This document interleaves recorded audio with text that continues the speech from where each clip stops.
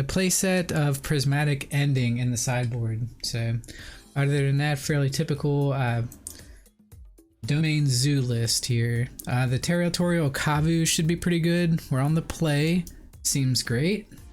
Gigantha we'll choose as a companion because we can.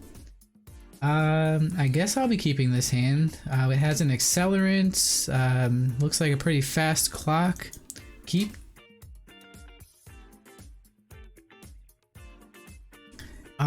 Let's see here. Probably just want to lead off on this Windswept Heath. Yo, Zichi, how's it going? First person to say hello in Twitch chat today. Always feels great. Happy Saturday to you, bro. Coming back to streaming after a little bit of a hiatus. Here, let me bring up the webcam. Stop messing around. How's it going, Zichi? Uploaded a new EDH deck tech.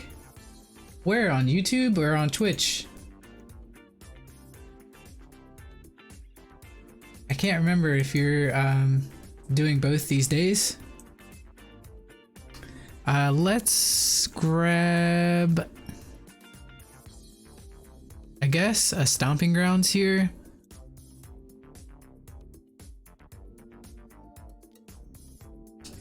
Play off this Hierarch and pass. That's great. I don't know your YouTube link. Feel free to drop that in chat and I'll check it out when I get a chance. Okay, they're gonna bolt the bird. I haven't seen this mountain yet. That's pretty sweet looking. Drop the link.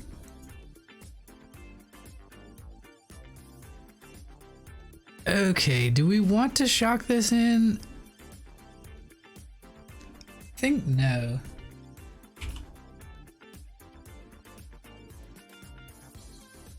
Thanks, dude. I'll be sure to check that out.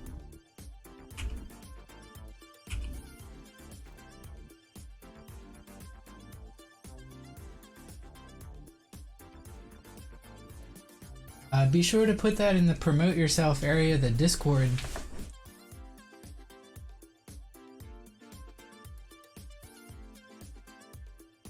Yes, yes you can. Okay, there's Ragavan, everyone's favorite monkey.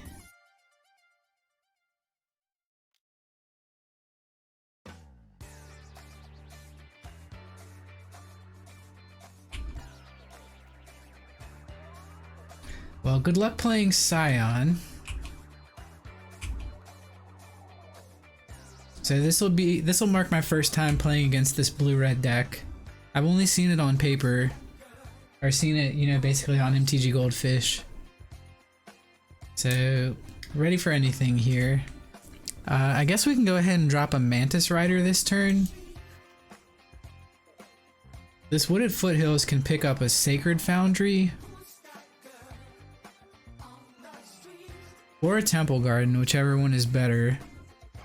I think the Sacred Foundry because we have multiple red cards in hand.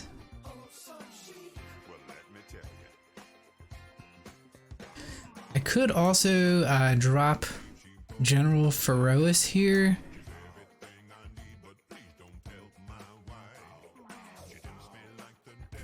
That plays around Lightning Bolt better.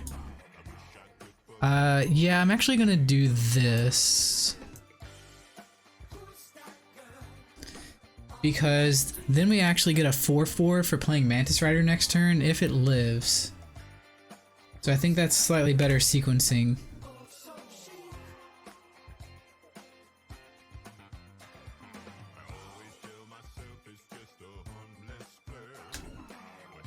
If you haven't seen this one yet, hexproof from monocolored, so they can't bolt it.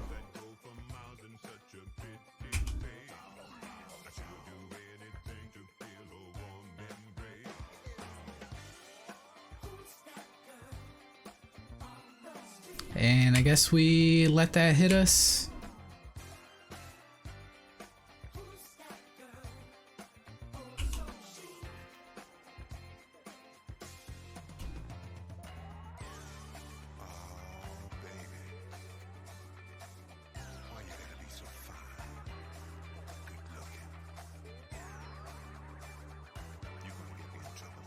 Stoneforge Mystic. So this is Monkey Blade. More like Monkus Blade.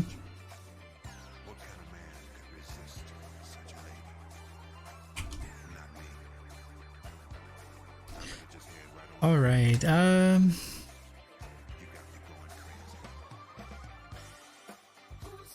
So it looks like it's up to us to keep track of how much mana it costs to cast Draco or Scion. I kind of want to get this off the table. What did they go and get? Cauldron Complete?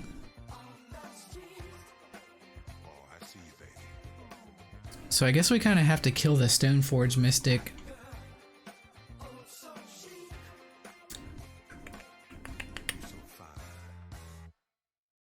Let's do that with a Lightning Helix.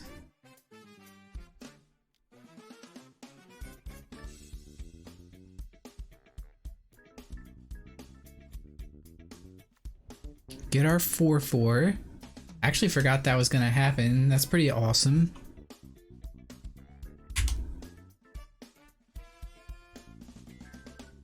Attack for 3 here. I aim to try this card out in humans. I almost played humans rather than this deck, but this just looks like something kind of refreshing. This zoo list.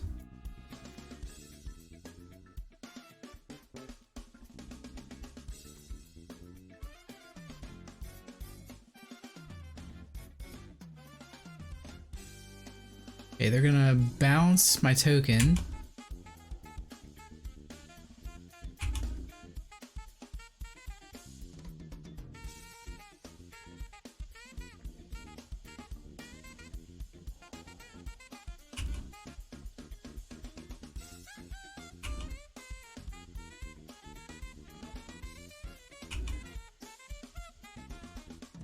There's Blood Crypt.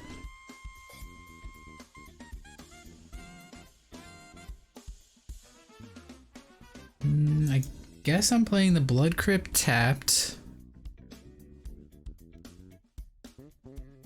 Playing Mantis Rider this turn. Get another Golem. Let's go ahead and always yield to that trigger.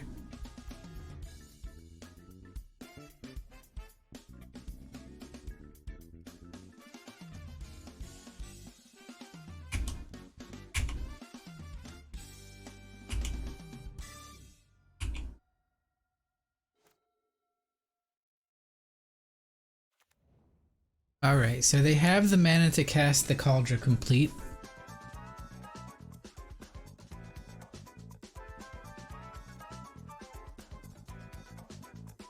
Right, 1, 2, 3, 4, 5, 6, 7.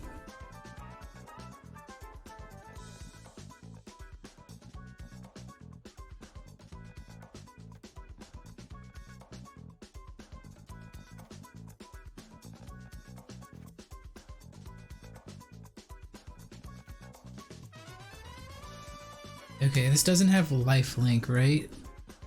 First Strike, Haste, Indestructible, and Trample. It's 5/5.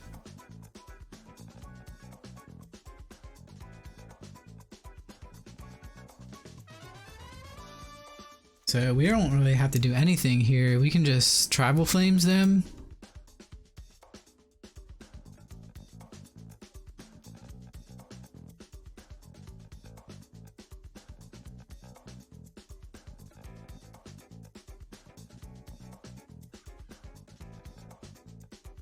Got there. Okay, so how do we want to fight their deck?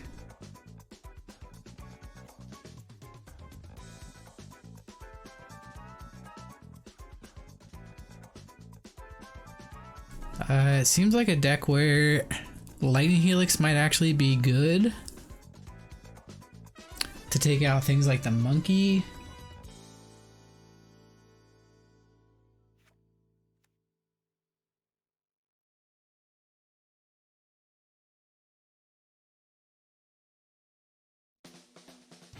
Sorcery speed removal, not good versus Ragavan, I don't think. But I do think I want the lightning helixes.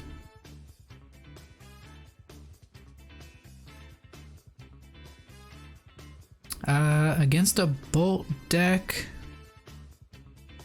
it might be a good idea to cut some of these hierarchs.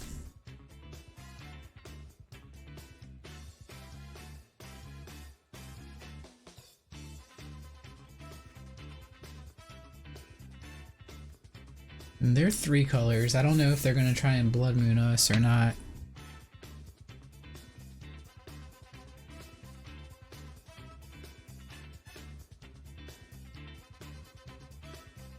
Yeah, both of them are. This whole format got shaken up. I haven't played much Modern since Modern Horizons 2 came out. I've been on sort of a break from Magic.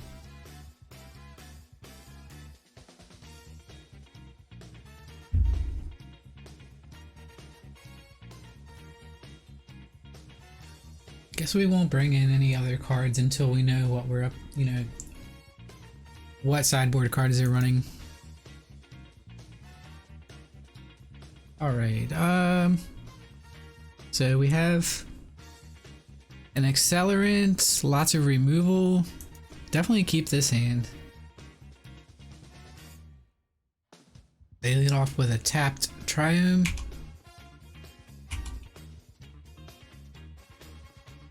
Let's go ahead and shock in this Temple Garden.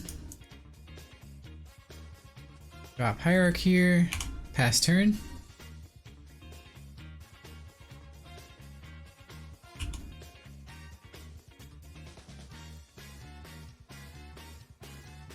Okay, I would assume this means whatever we play next eats a counter spell.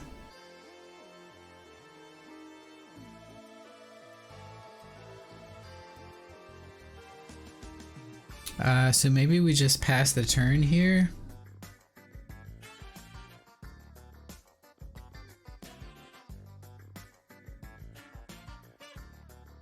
If I play this and it gets countered, that's actually pretty bad. I guess I play the Shardless Agent here and then it doesn't matter if it gets countered. We still get something out of it. So what land do I want here?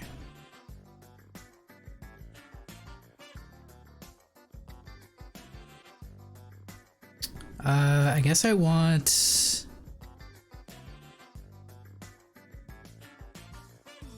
Guess I want the Blood Crypt. Should be able to cast almost everything in our hand.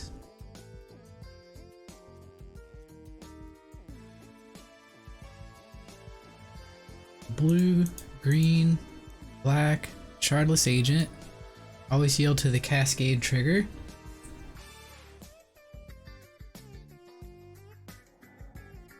And Tribal Flames, not bad. So now the opponent has a choice of countering that or the Shardless Agent. They opted to do neither.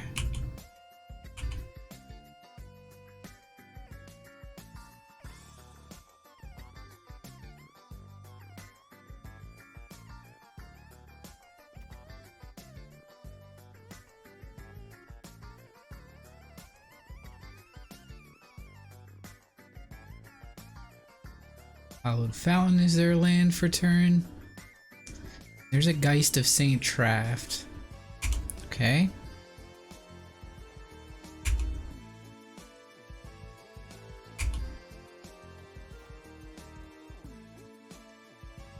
So not much that we can do about Geist aside from blocking it.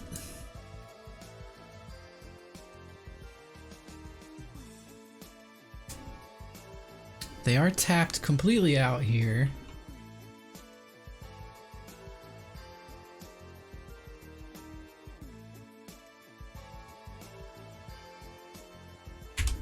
Guess let's go ahead and swing with the Shardless Agent. Exalted means it can pass right through. I think it's essentially free damage.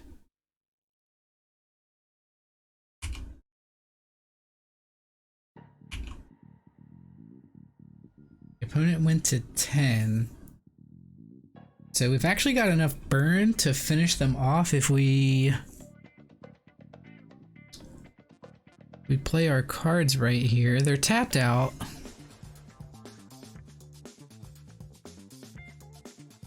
I do kind of want this General Ferois on the battlefield for when we fire off these lightning helixes. I think that's a little bit too much value to pass up. But if they tap out for anything next turn, we can lightning helix them twice on end step, put them down to 6. Excuse me, put them down to 4 and then untap and bolt them.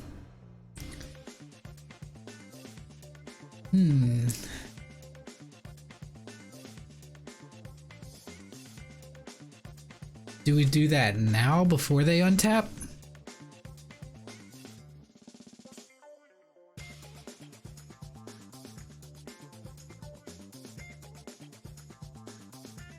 I think I'm gonna do that now before they untap.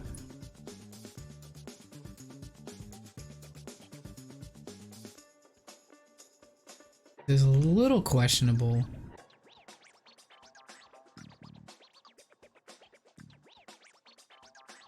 What do we want here?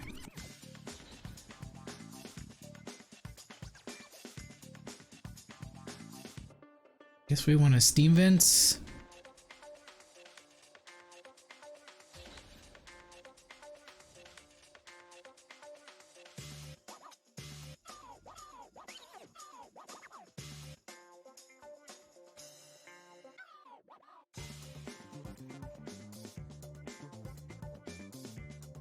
I'm gonna go ahead and helix.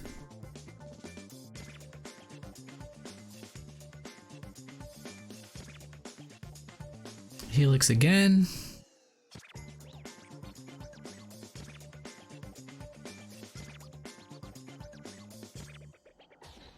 Okay, they do play force negation. What do they exile? The Brazen Borrower? Okay. So I expected some counter magic from them.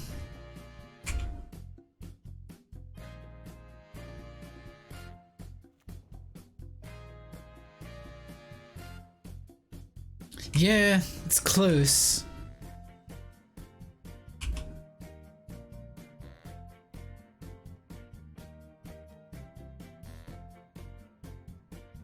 Okay, Teferi probably bounces the Shardless Agent.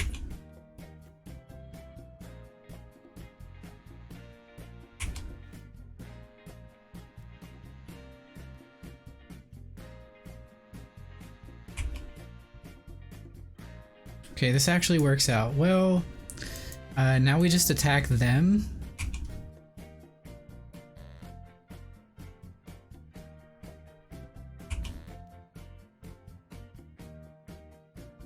Salted puts them to 6.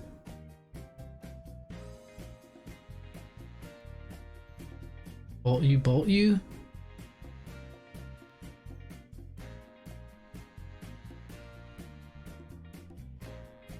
Alright, cool.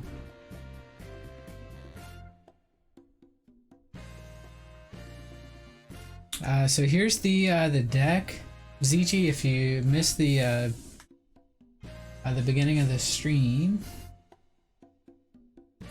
we're running a playset of Territorial Kavu, 3 copies of General Ferois, a playset of Shardless Agent, and a playset of Scion. I rented all those cards. Other than that, the playset of Prismatic Ending that I changed out. This was 4 copies of Path in the deck list that I copied. But I changed it out for this card because I think it might have a lot of upside in a Domain Zoo list. I think I was missing like the Triome and some Cinder Vines, and I didn't have Lavinias. But I had pretty much everything else, so... shout out to Card Hoarder for the rental. Other than things like Ragavan, we get to play some of the new set. Which is not even the new set anymore. They spoiled a bunch of stuff for like Dungeons and Dragons.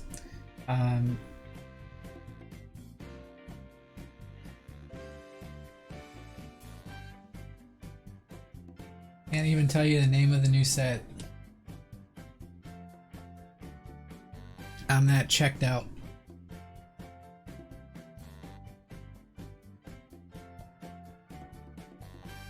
You think? I mean, it definitely has all the makings. Hexproof from monocolored. If your opponent happens to be playing a monocolored deck, like,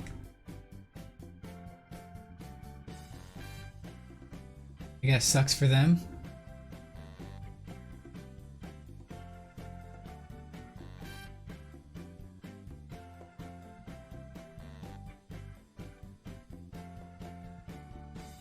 We did get to see the power level of it. I didn't want to get greedy and go for the General Ferois last game with all that burn in hand.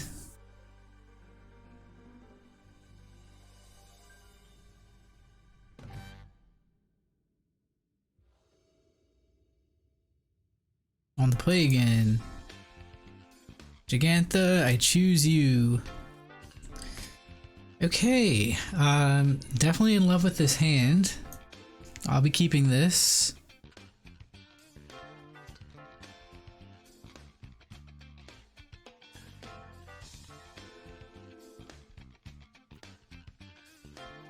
Go ahead and jam Ignoble Hierarch here and pass turn.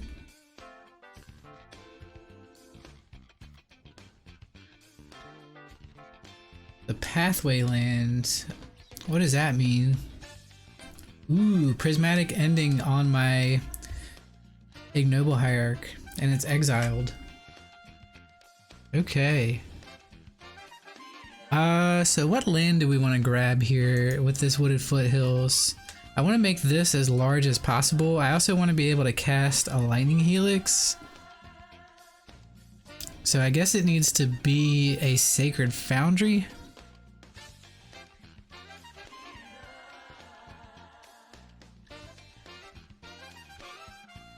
If I only take one turn off here to grab the Triome, this will enter pretty much out of bolt range. But I could also do that next turn. I'm gonna grab Sacred Foundry here.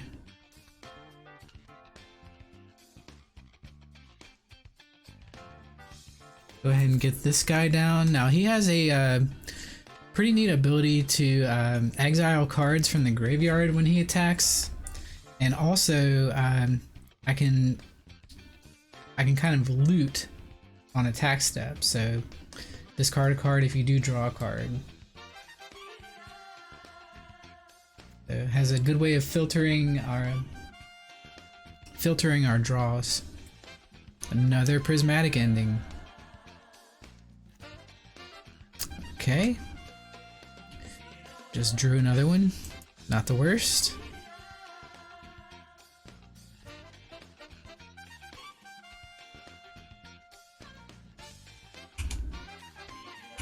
We'll play another Kavu. Pass a turn, holding up Lightning Bolt, I guess.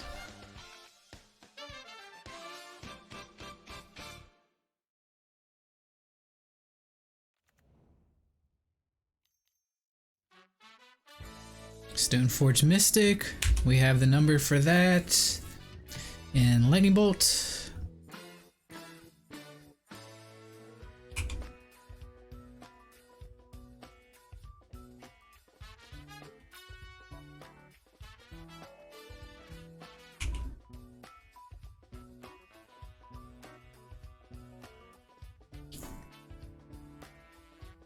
And here, I think I want the Steam Vents.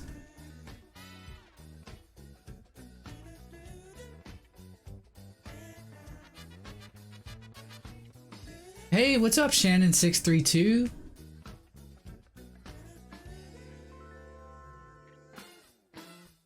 How you doing? How you been? How's life?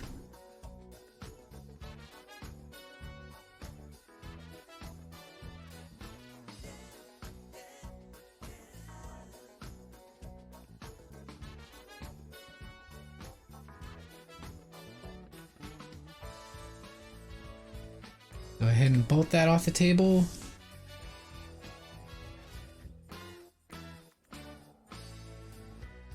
Shannon, you're still on the submarine. Thank you so much for the support.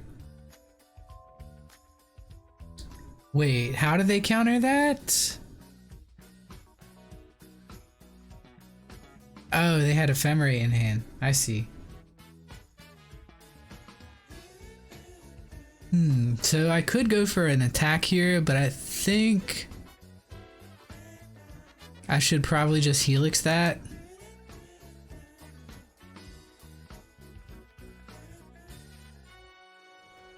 And then attack for 4.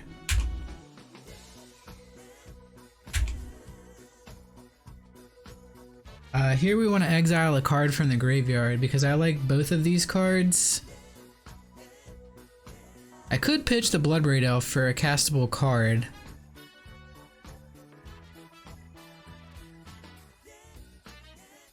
I think I'm gonna get rid of this Stoneforge Mystic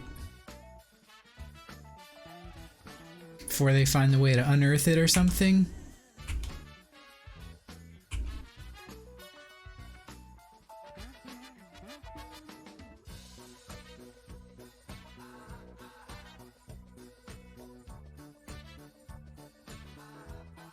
No problems, Ichi. I'll check out your YouTube channel when I get a chance.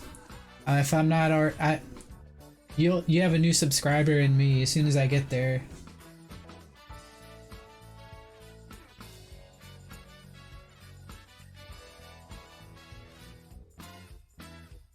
If you're not already, if you haven't already, check out mine as well and subscribe. It's the same, Basiclandshark.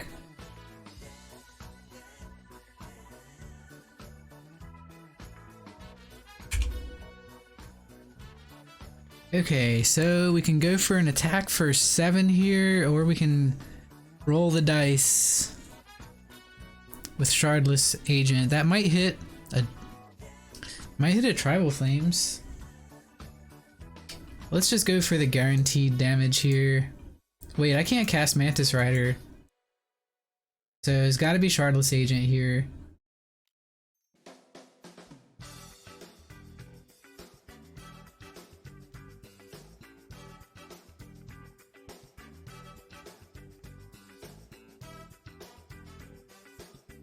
I'm going for this pre-combat because if we hit a Hierarch, we get the Exalted trigger.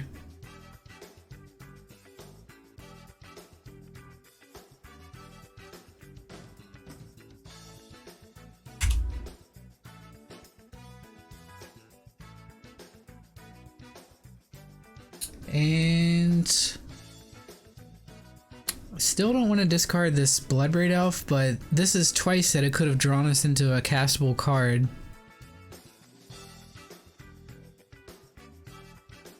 Do we even need Bloodbraid Elf at this point?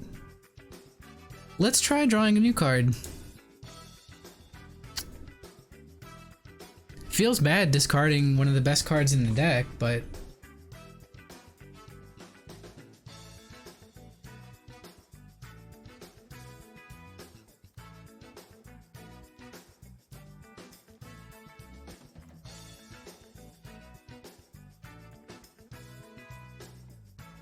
okay, I can see Batterskull being a problem. The lifelink from that is going to be an issue.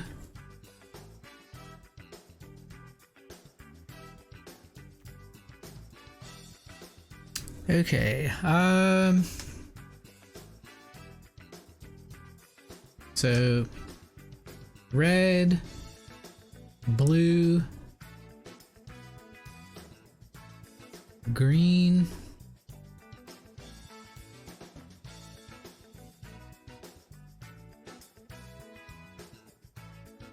well, let's go ahead and fetch here.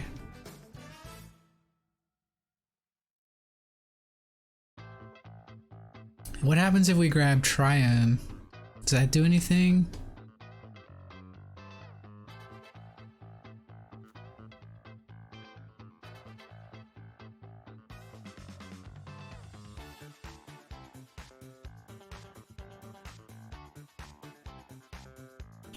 That's so weird. My channel bot or whatever tried to block something that Pretzel Rocks did. So here we can we even cast this? I wish it would show me the reduction.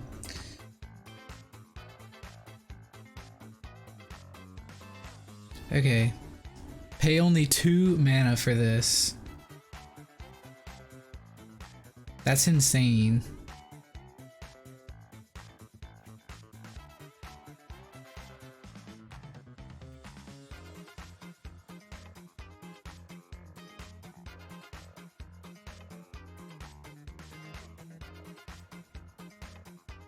Okay, now we have First Strike Trample.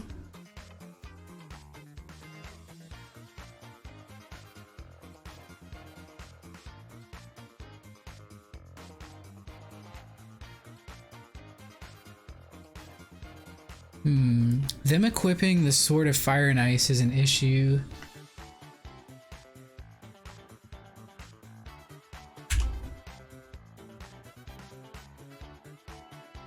Guess we attack with that alone.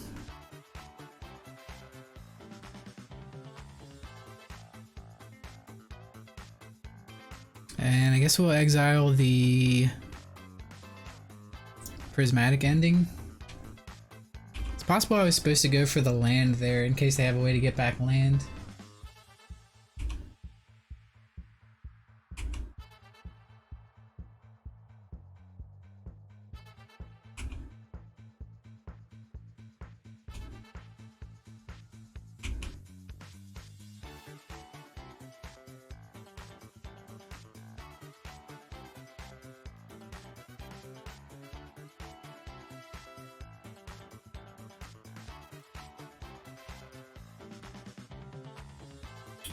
Yes. I have a cup of coffee right here.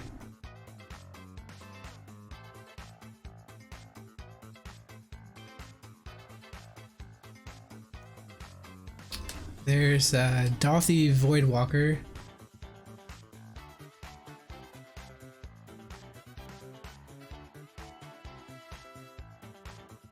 That's hilarious.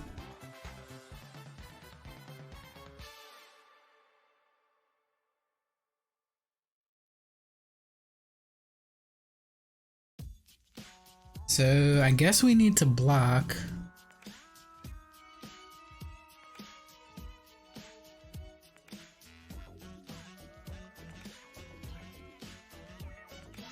Really don't want them dealing 2 damage to whatever here.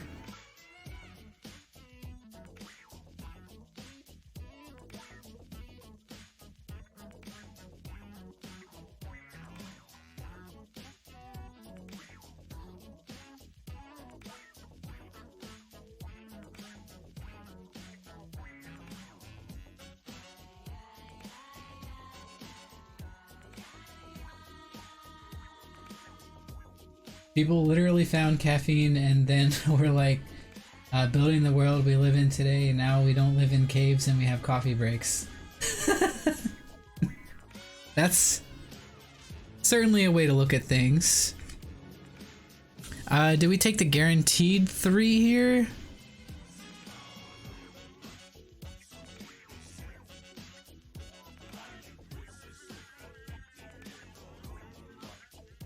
Or do we go for Bloodbraid Elf?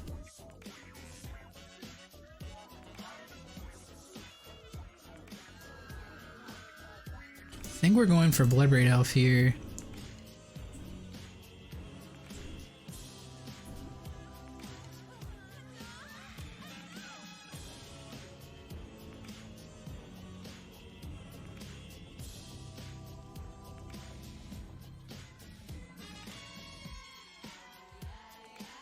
Lightning Helix.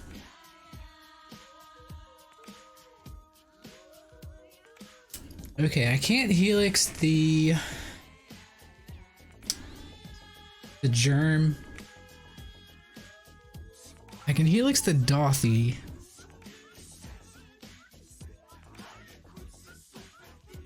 It can't block anyways, but I can see that card being a problem.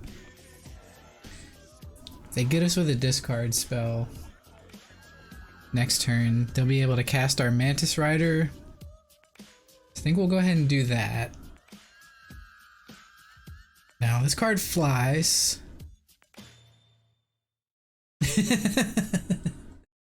Understood.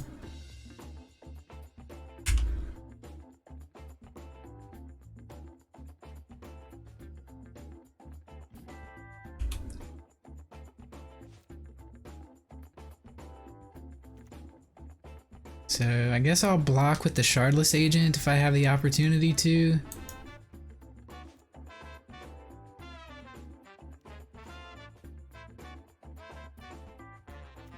Okay. First strike, haste, indestructible, trample. Whenever this creature deals combat damage to a creature, exile that creature. Okay.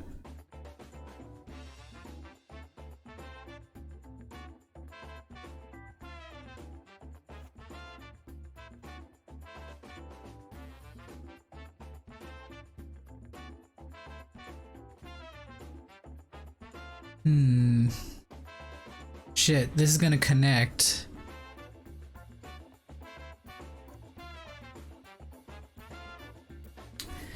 Maybe attacking with the dragon was a mistake?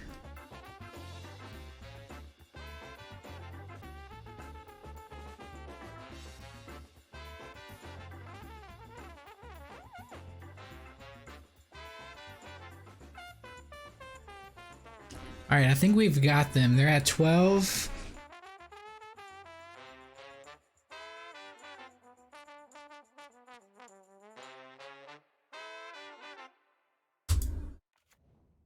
Guess we play this tapped. Go ahead and jam a Mantis Rider here. White, blue, and red.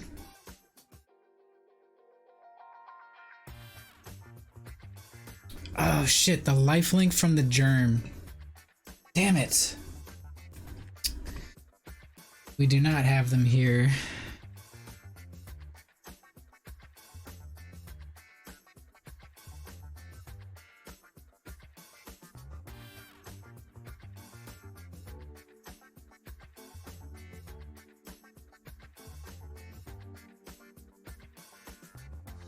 So I guess we can't attack with we can't attack with the Scion.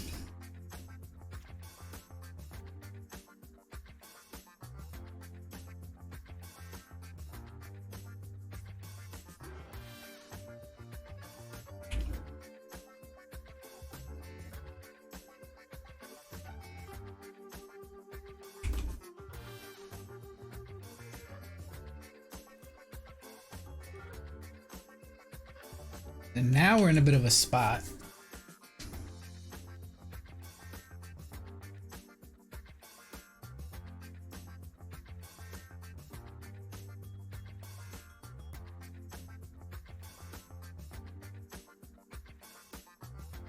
Solitude coming down, exiling Scion.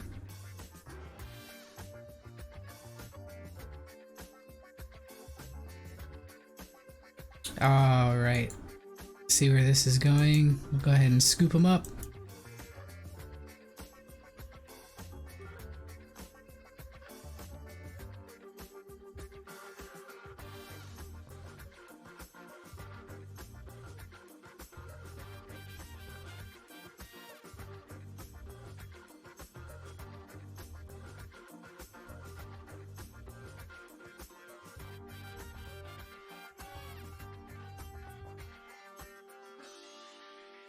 Cindervines doesn't really work against indestructible.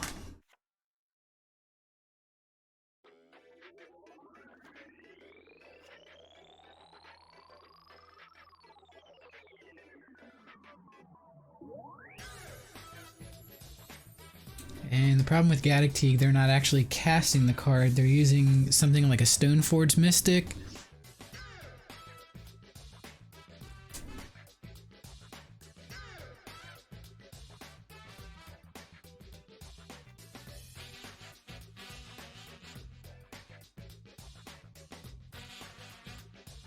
We can try and get them with cinder vines.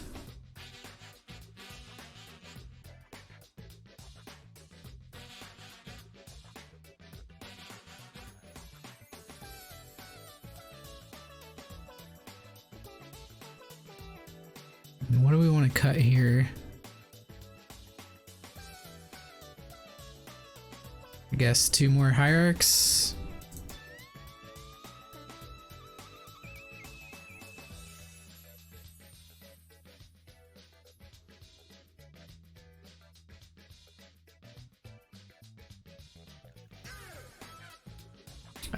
Can't keep this one, so I'll ship it.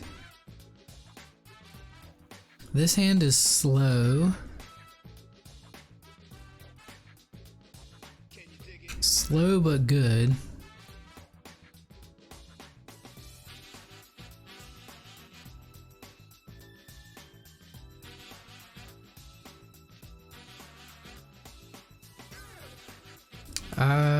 If I bottom Scion, how bad is that?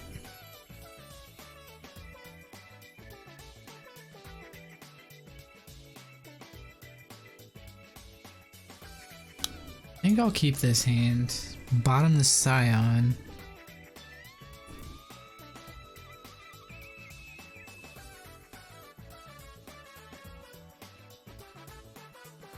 Let's lead off here with a Wooded Foothills. Pass turn.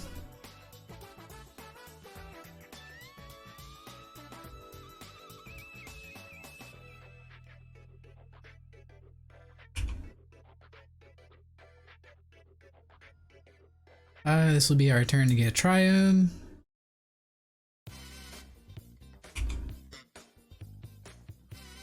Nice. Gives us something to do with our mana.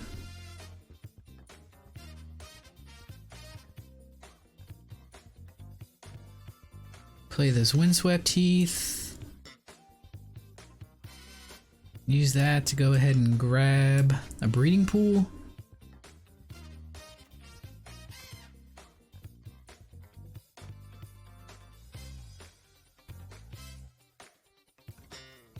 We have Mountain, Plains, Swamp, Forest, Island. So Triumph plus a Breeding Pool is all 5 colors. Gotta keep that in mind.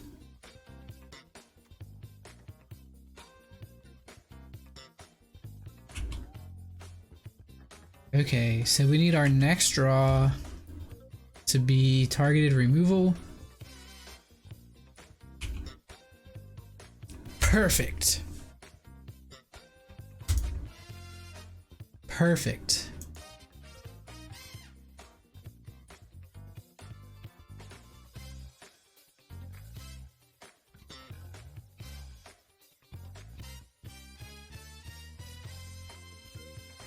Let's go ahead and fetch so we can attack them as well.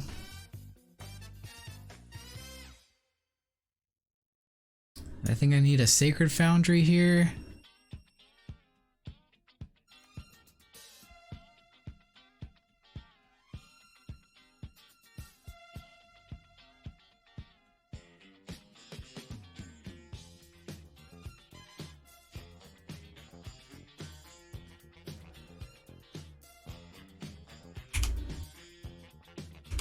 Attack for 1.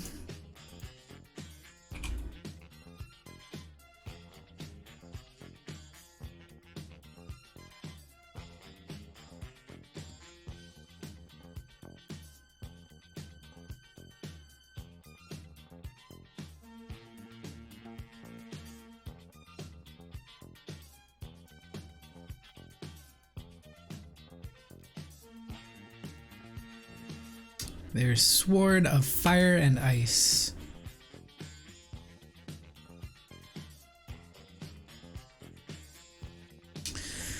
Okay, General Ferois is tempting. But I think here we want to wallop them with a Bloodbraid Elf.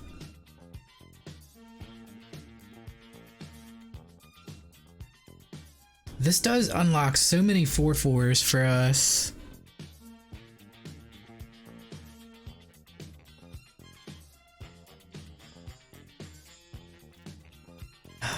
If this lives...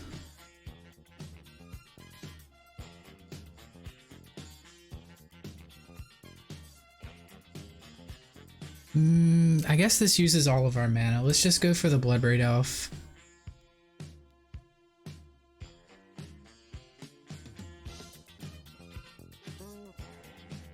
We got a Tribal Flames. Hit them with that.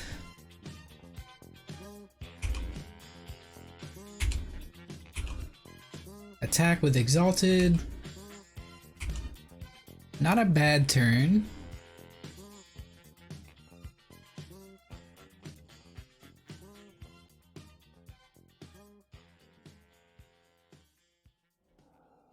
Solitude will come in. Probably hitting the Bloodbraid Elf here. They're going after Ignoble Hierarch. Oh, they're gonna do both, I see.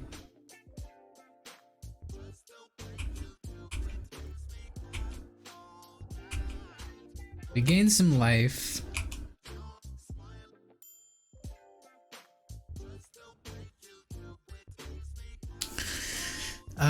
Here, I guess it's Mantis Rider attack.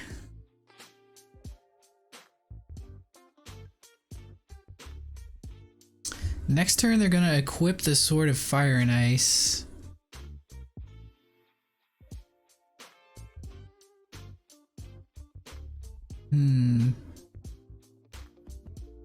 They could have an Ephemerate in hand. We could Shardless Agent here and try and draw into a removal spell or cascade into removal for this Solitude. It's risky. We play Mantis Rider, they probably don't block.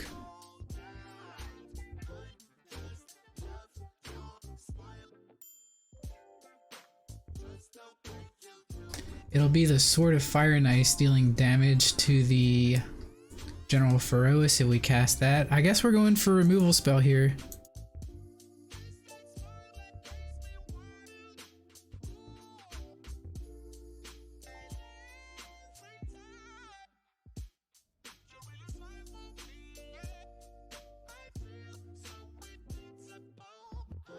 Grab a Steam Vent so we can cast the Shardless Agent.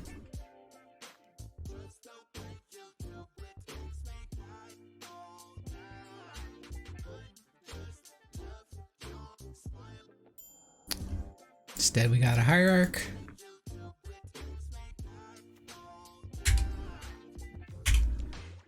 Okay, so that backfired. It was probably a loose play anyways.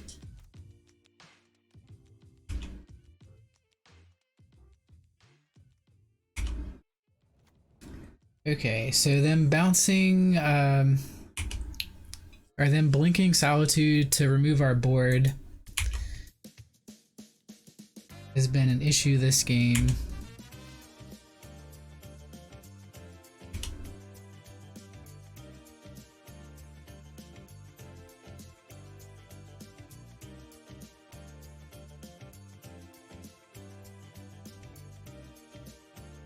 They make us discard.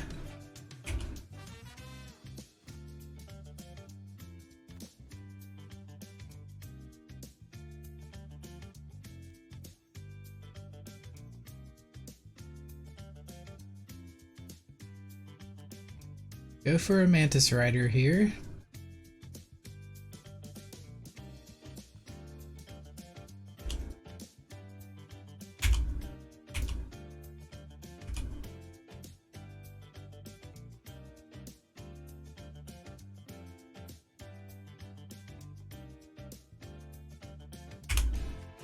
Attack with that, pass the turn.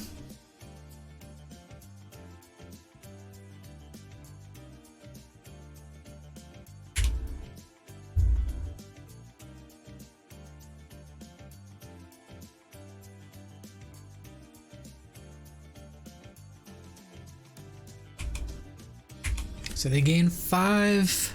We take a total of 8 here. Can't block.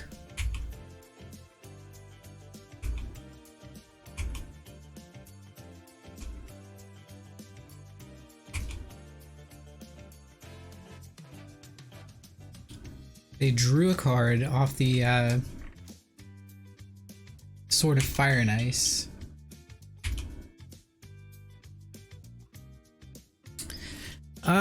This one was close.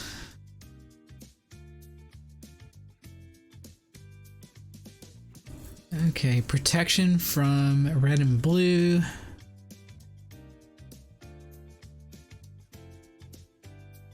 I feel like this game was close and we almost had them.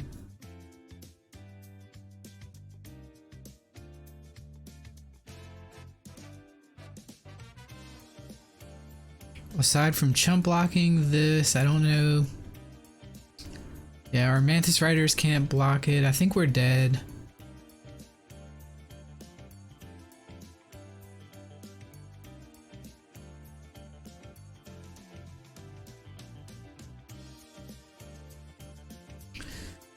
Tribal Flames that.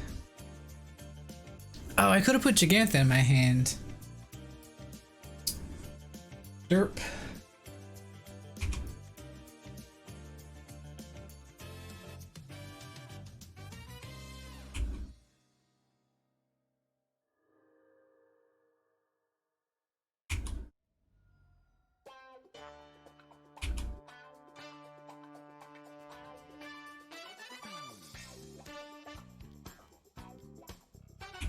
There's Batterskull, so I'll go ahead and scoop. We need 2 answers and we can only draw 1. Rats.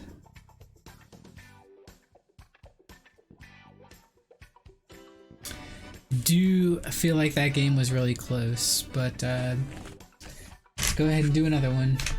Shake it off.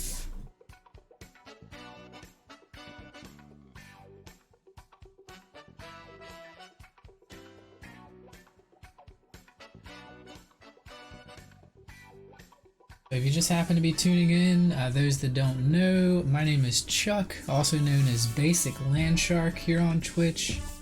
I stream for the most part Modern and Magic Online for enjoyment. If you like the content, please feel free to follow here on Twitch to know when I'm going live. Subscribe to the YouTube channel where a lot of the streams end up afterwards, and follow me on Twitter for stream notices and stuff that I think is funny. No politics. Only positive vibes. Hope everyone out there in internet land is having a great day. Happy Saturday is in order.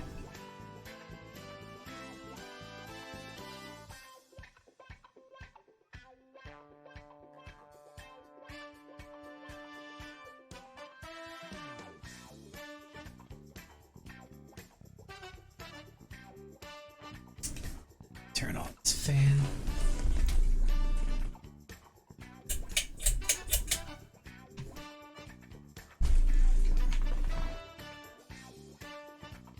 It's been a little toasty here on the East Coast, like almost 100 degrees pretty much every day last week. On the play for a 3rd straight game.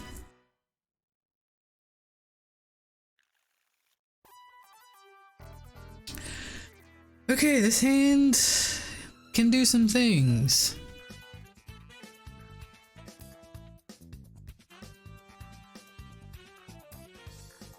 It doesn't have an accelerant.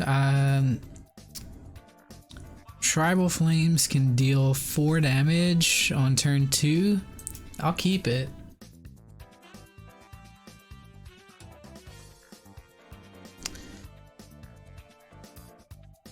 I do think this is a little bit on the weaker side.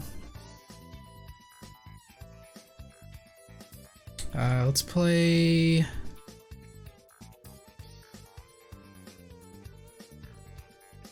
play a Blood Crypt tapped here.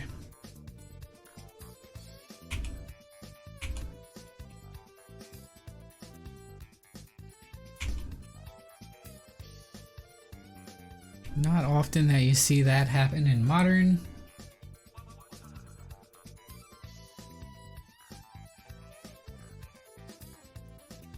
Triome.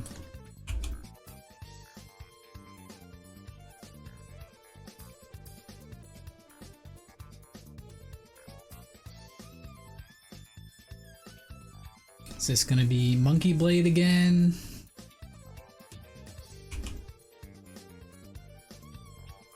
Okay.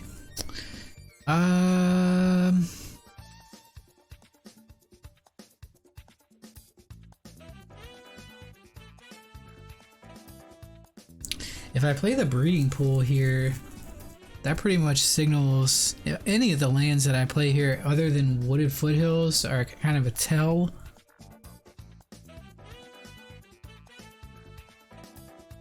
What are our fetchable lands here at this point?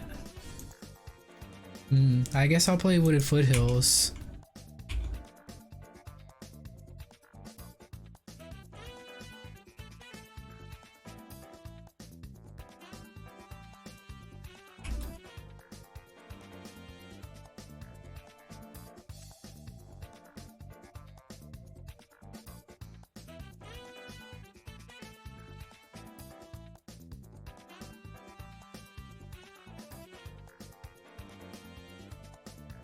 Perhaps it was correct to play Wooded Foothills first turn, go get the Triome. Damn. I think I messed up. I should have played this turn 1, gone to get the Triome, and then played Breeding Pool to have all 5 colors. Then Tribal Flame steals 5.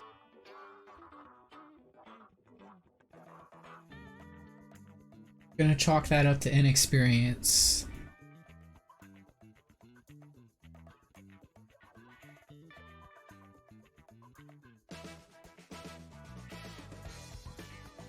So luckily, they didn't do anything here.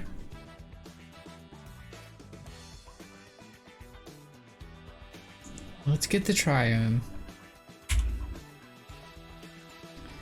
Kind of feel like the opponent has a counter spell. They're playing like a Drago. Otherwise, they would have cast a threat.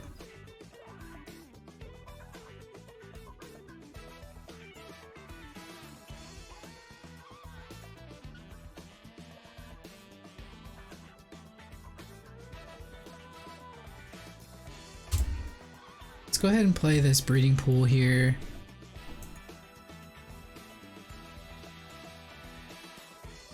And this will get countered.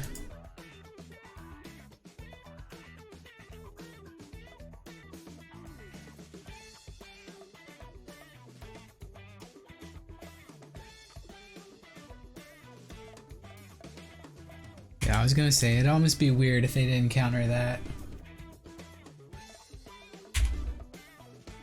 Counterspell?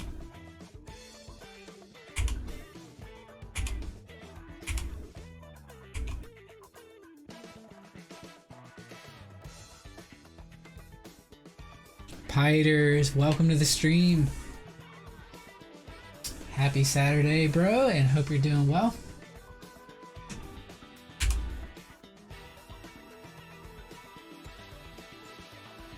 Another Stoneforge Mystic deck. This is 3 in a row.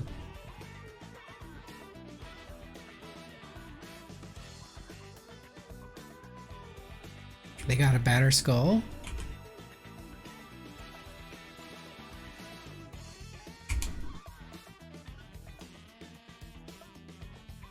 Alright, so we can cast Scion for 2 mana here. I think we do want to hit the Stoneforge Mystic. I'm maintaining, and thanks for asking. So we want to shock here. I think we want the red source.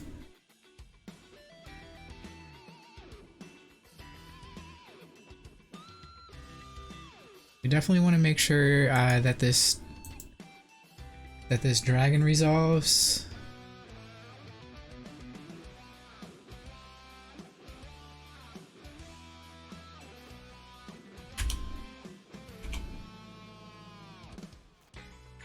So this is way better when we have a board full of creatures. What's this? Jace. Alright. Bounce. Yes! We're gonna get the Jace with the Mantis Rider. Or we can get it with the Bloodbraid Elf.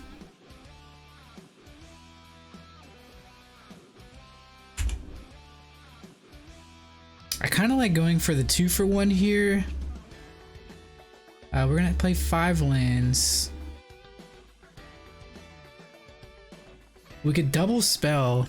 We Mantis Rider, and cast Scion again. I think I like that. Mantis Rider.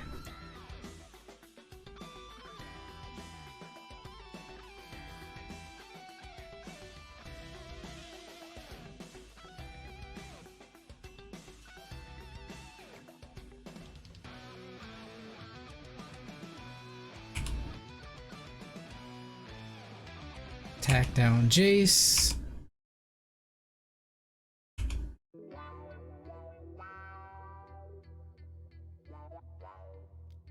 Replay Dragon.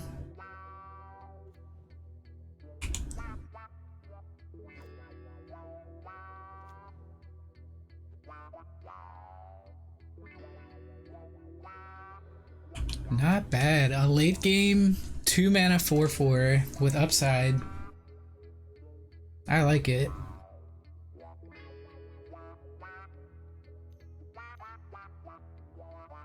Another Stoneforge Mystic. So they could have played Batterskull and didn't. So now we know about Batterskull and Cauldron complete. Can play another dragon here.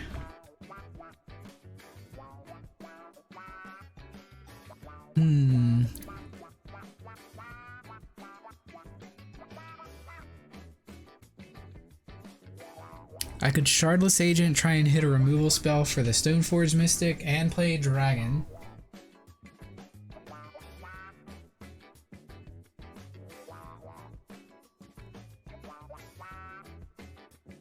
I think I like that play.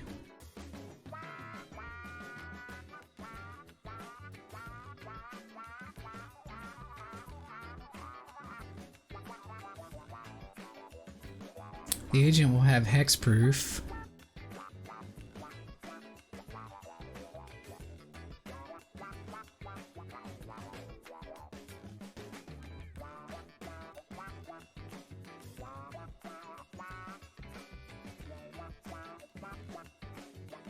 Come on, burn spell.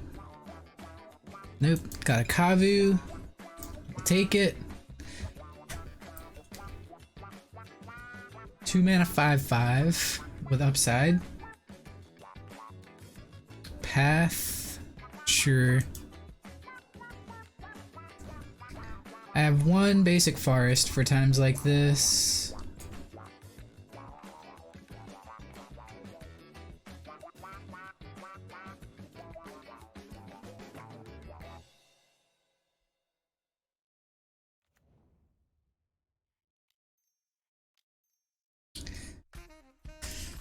Alright, hopefully they don't have another counter spell.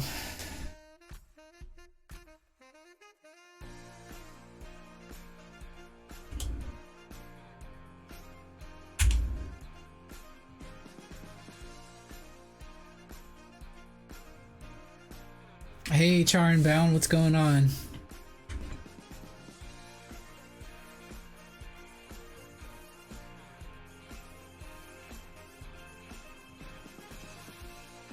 What's this? Snap? Path?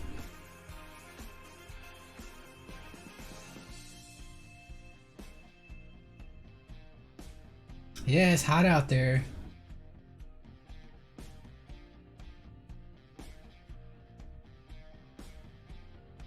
summertime and the living's easy.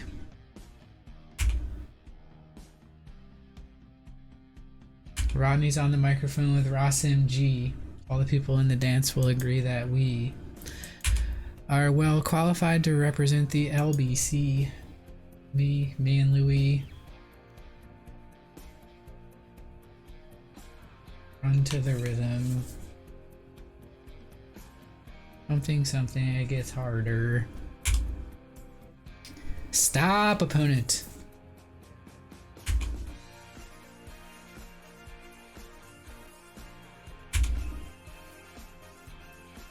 Give me a chance. Okay. They're tapped out here. Go for ignoble. I don't know. The red splash, it could very well just be for ending. The card is that powerful. It's a 4 of in our sideboard as well.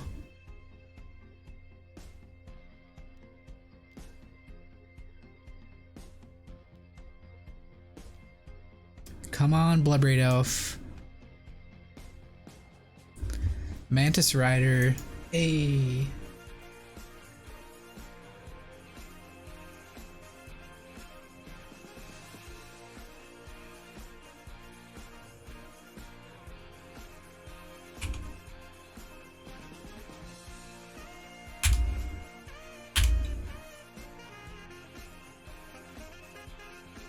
Yeah, you best be blocking.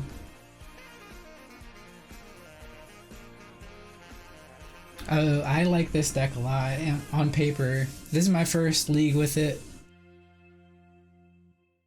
I was gonna play humans, but then I saw this and I was like, you know what?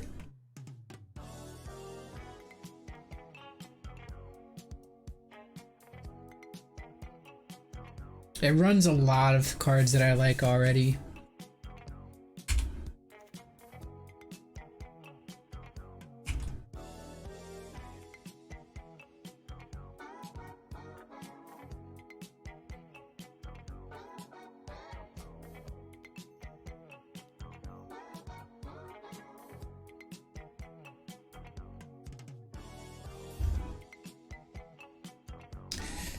Can you counter my tribal flames?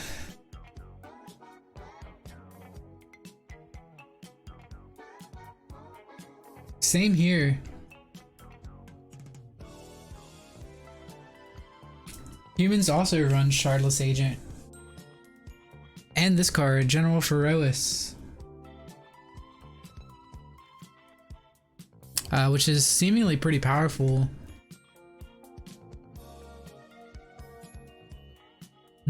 So what do we want? We should know by now how to sideboard versus these decks. This is our third Stoneforge Mystic deck.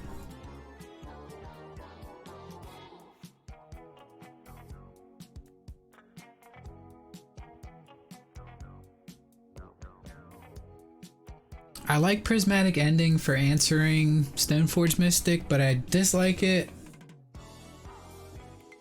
We have to cut cards too. I dislike it for taking out the artifact that they go and get, because Batterskull is kind of expensive mana value wise. So is Cauldra Compliat.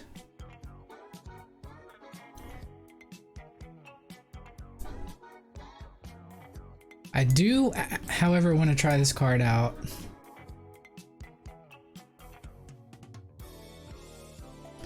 We could even consider bringing in Cindervines.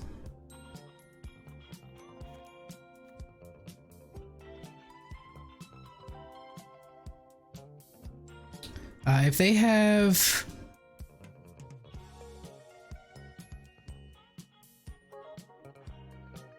if they have counter spells, is Tribal Flames bad?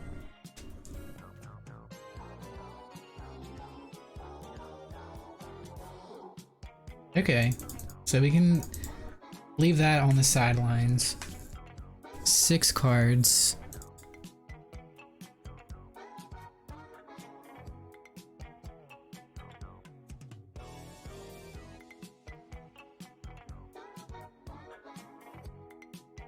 We just shave things from the deck. Kind of like that.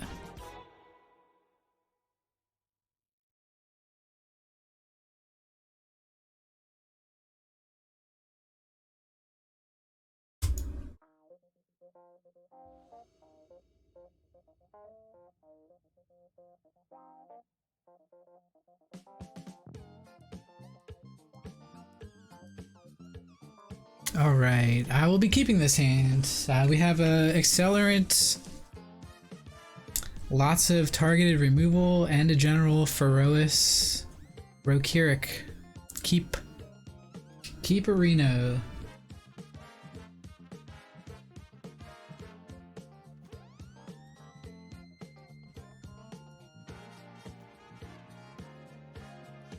First turn Triome.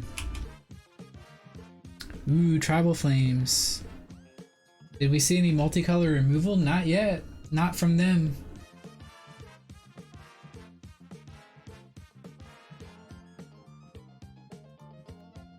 Let's lead off here with a Breeding Pool. Go ahead and jam Hierarch. Pass turn.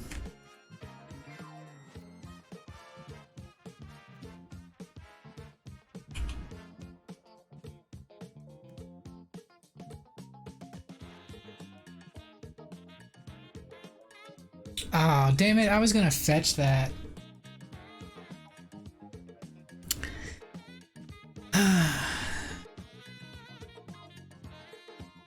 Was planning on fetching.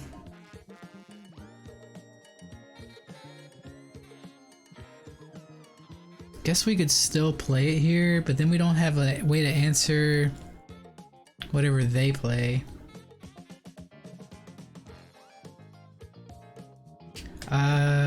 So they can't counterspell with a planes. Vents and slam general. Alright.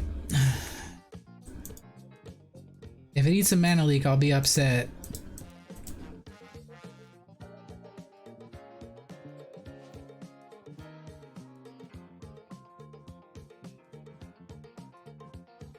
Don't counter, please. Oh. So it's on the battlefield.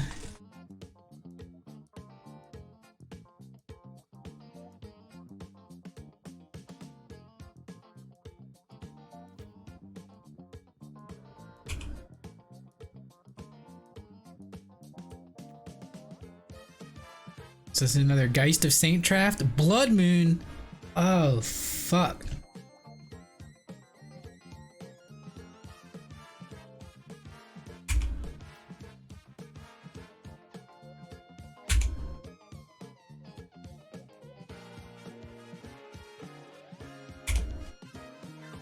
Hopefully that hurts them.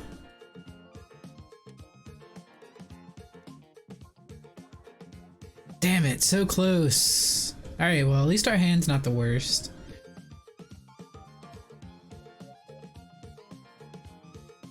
We can still Noble Hierarch.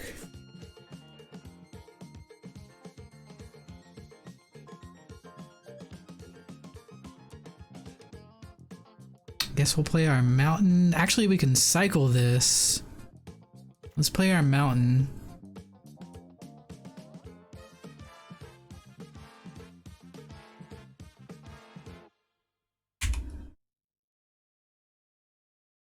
Attack, exalted triggers.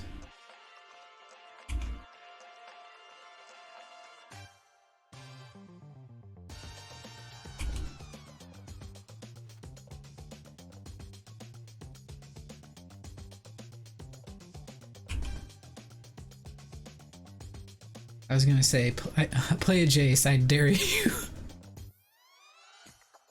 Alright, Helix on end step, maybe?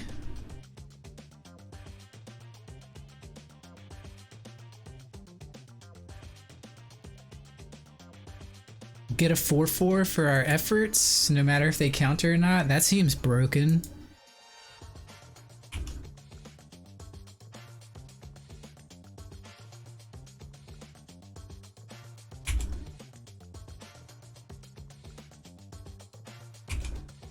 Attack.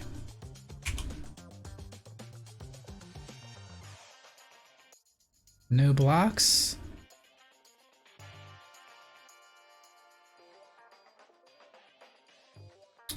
Tribal Flames is not lethal, but Lightning Bolt is. Right.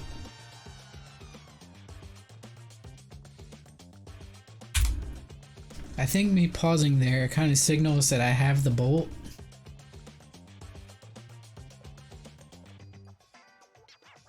Hey.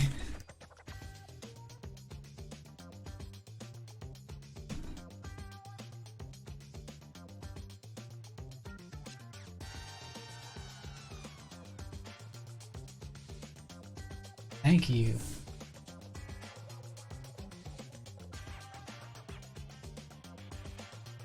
So here's a look at the old deck list. So what I was saying earlier, I copied this list from MTG Goldfish, but I changed it up a little bit because these were 4 copies of Path to Exile, and I know it's sorcery speed, but we're playing so many different colors of mana that I figured Prismatic Ending ought to make the cut here. It should be really good.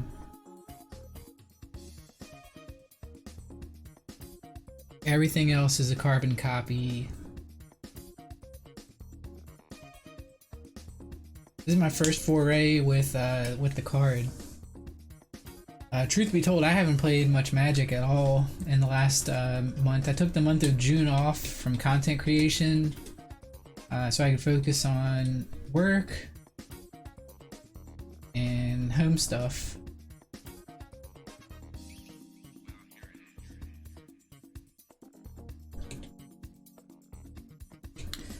I've just kind of been watching from the sidelines at what's going on.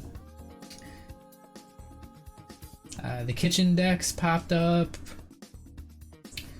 All the Monkey Blade that one could handle. I can't believe that card is over. It's like $500 for a playset.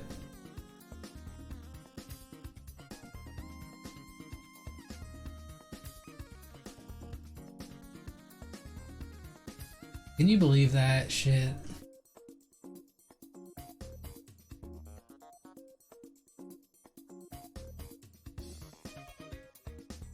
I mean, it's very good.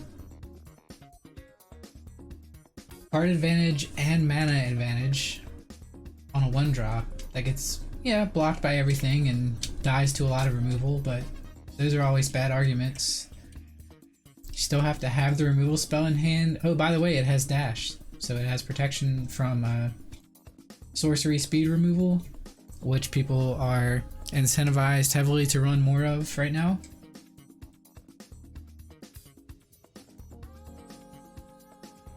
But let me get off my soapbox. 4 die rolls. We won the die roll 4 times with the zoo deck.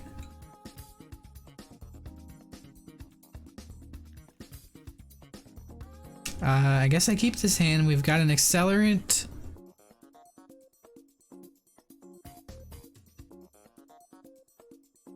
Our opponent took a mulligan.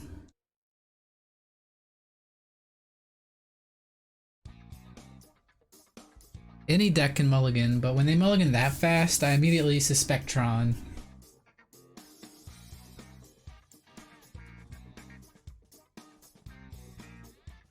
Place Scalding Tarn here. Fetch up a Breeding Pool. And play the Noble Hierarch. Now we look just like Infect, except Infect doesn't play Scalding Tarn, usually.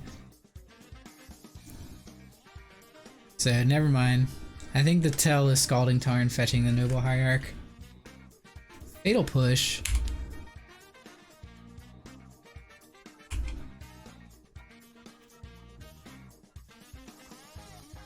Okay.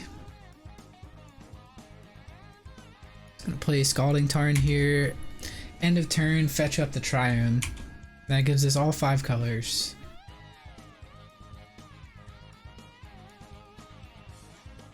So this is Lurrus, right? Probably. Ooh, it's Mill.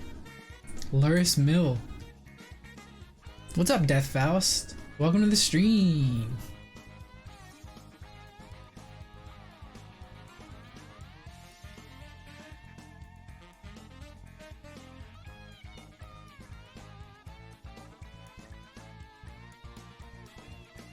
Sure.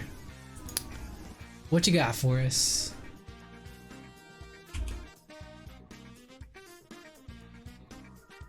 Chillin'. Chillin' like a villain.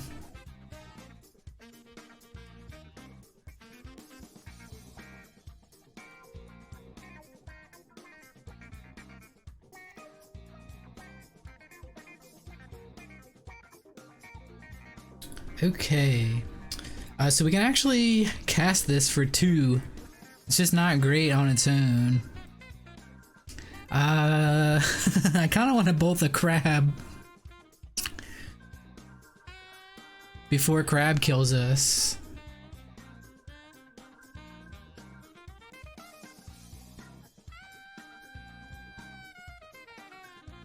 We could also play General Ferris, try and establish a clock here.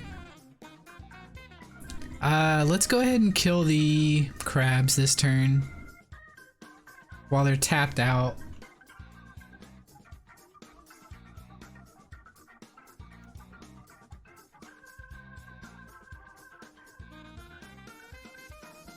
This doesn't exactly seem like a great use of mana, but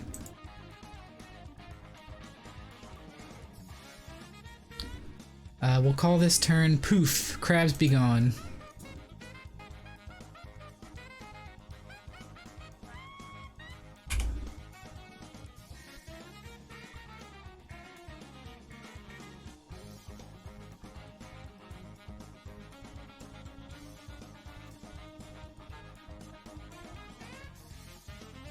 They might take this turn to go get Lurrus. Yep.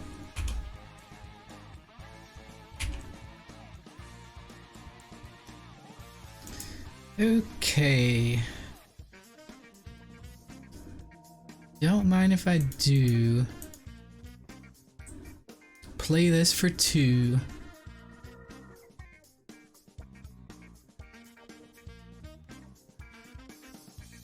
Play this one as well.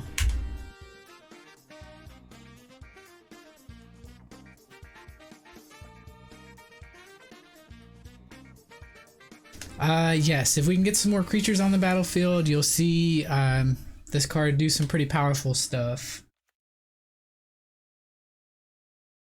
It gives haste if the creature is, it does not give haste. Vigilance if it's white, hexproof if it's blue, lifelink if it's black, first strike if it's red, trample if it's green.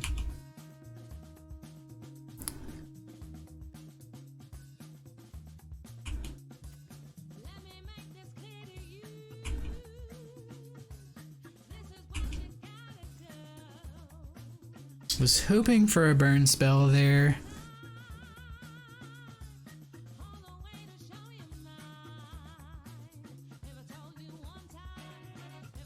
So the general gets vigilance and first strike?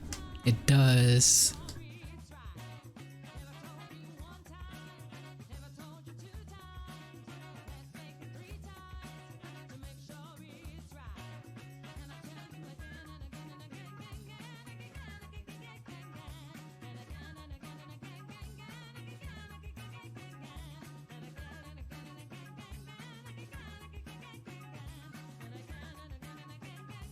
Attack!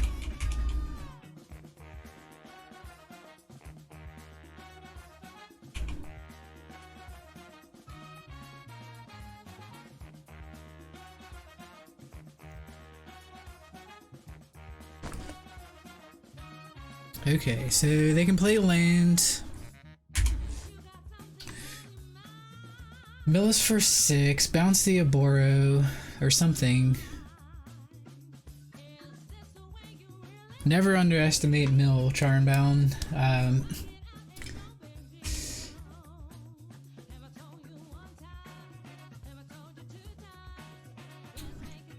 They can play Crypt Incursion, forced searching as well. They might have triple archive trap here.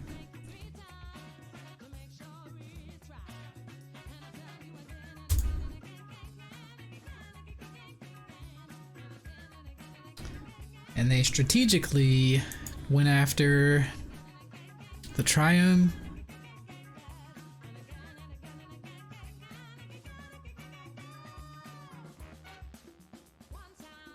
Okay, we're down to 18 cards now.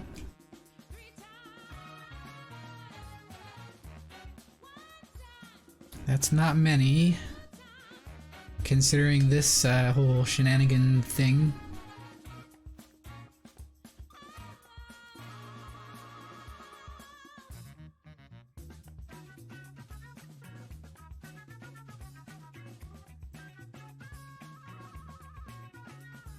We have some pretty good draws.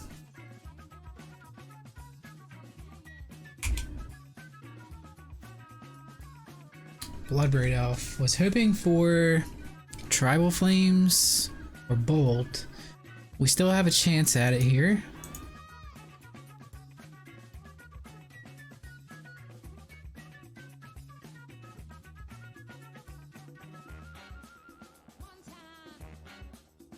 Oh crap, we got a Hierarch. Yeah, I was hoping for that, but we got a Hierarch instead.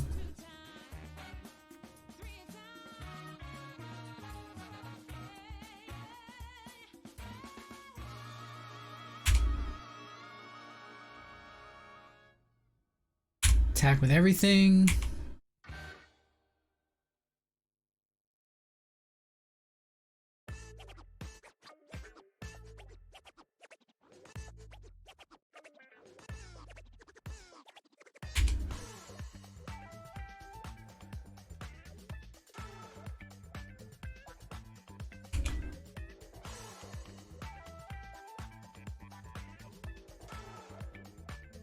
So they can cast one crab this turn.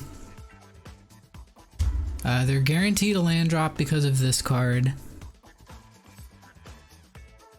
They have 2 cards in hand. Okay. Whee!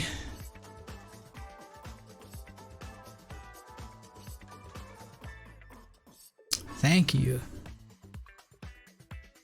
Let's see. Do we have anything for them, really?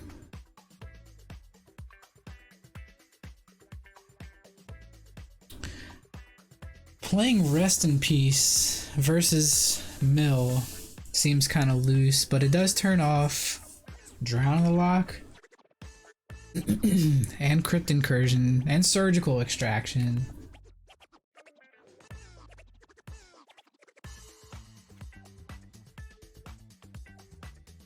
Again, Cinder Vines can hit a few things. Prismatic, what is the card called?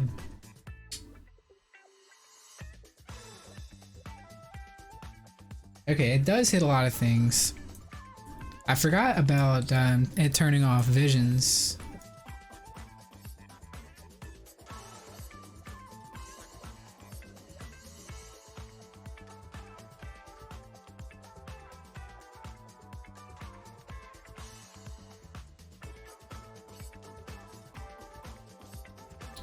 And let's board out Clothis if we're gonna board in Rest in Peace, because that's kind of a nombo.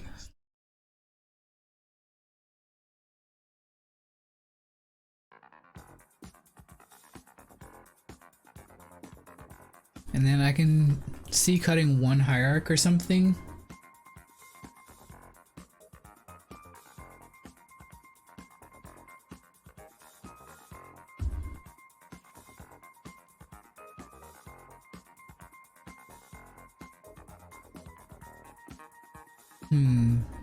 I kind of like Gaddock Teague here because they can't really cast Archive Trap with it on the battlefield. It does, so we're definitely on the same page.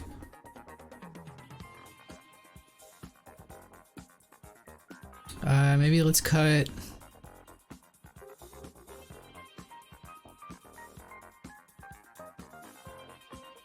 one Bloodbraid Elf and one Shardless Agent.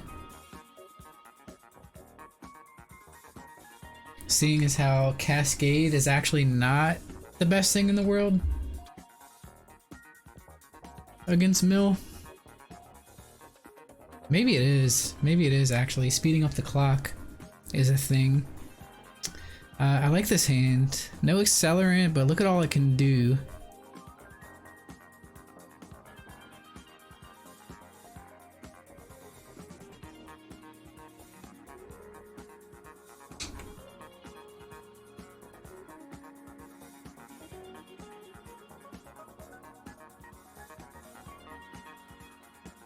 Our opponent mulliganed to 5 cards. What does that mean?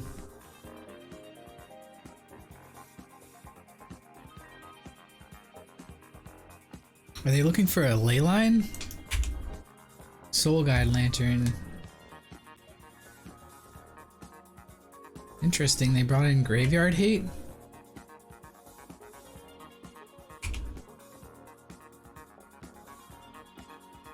Sure what that's all about. We're not really a Tarmogoyf deck, maybe they think we are.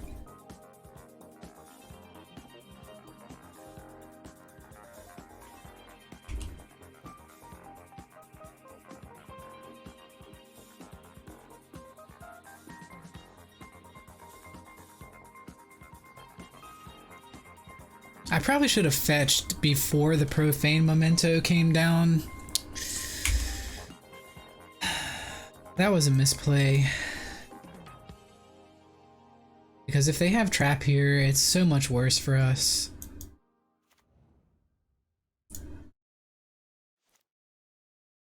Alright, so we got lucky. They didn't have Trap.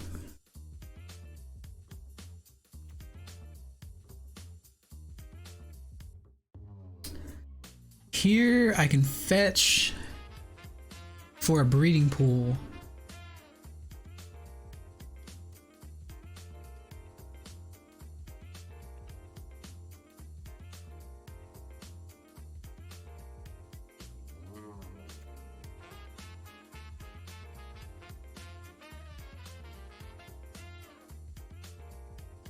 Another Triome deck. Interesting. I wonder if they have a use for the red.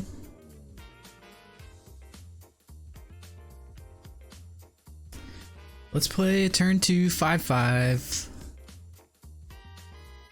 We play this first. Gets trample and first strike. I think that's irrelevant. We need hexproof.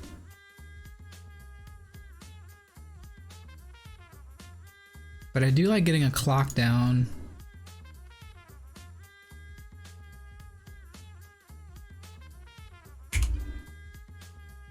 Turn 2 5/5.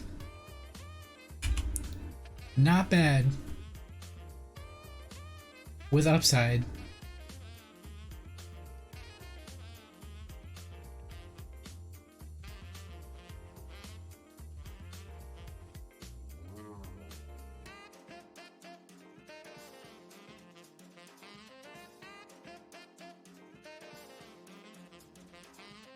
Okay, Field of Ruin can take out the Triome, and we have the basic land in hand, so that's a little annoying.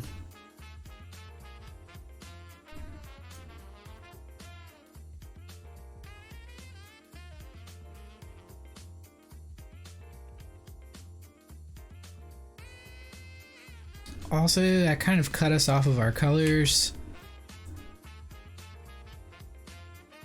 That was actually really good for them.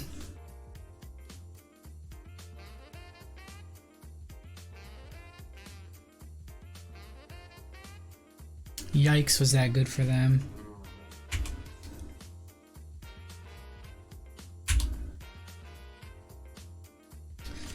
So we're actually pretty far off from casting these Scions. So I think I'm gonna discard one.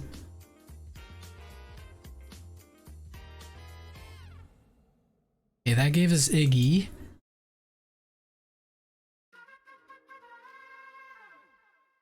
Oh wait. No casting creatures in combat here today.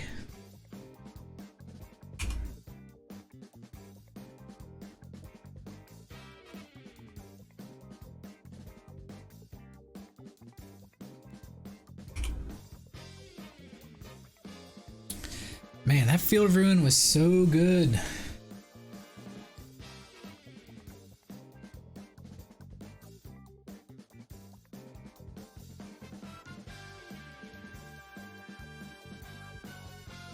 Another Soul Guide Lantern.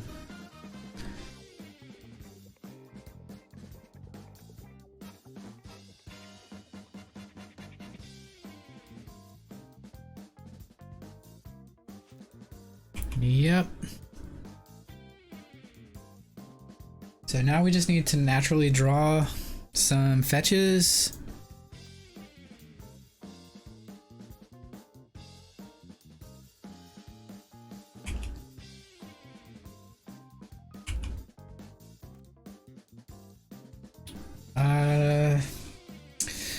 Sure, I'll cast a Hierarch here. I think maybe doing this pre-combat is a good idea.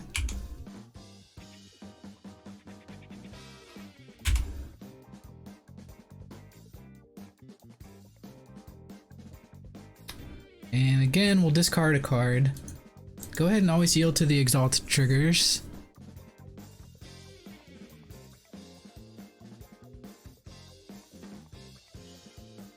And I think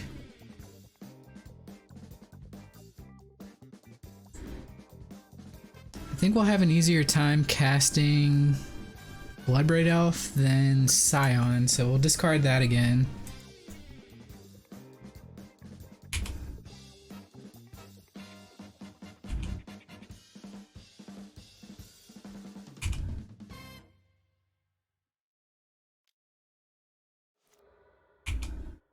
So they draw a card.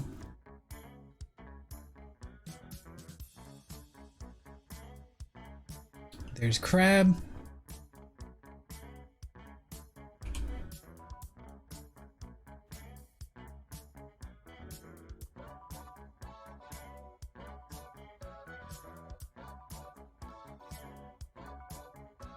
I'll go ahead and bolt before they draw the, well, before anything. Suppose I could have waited.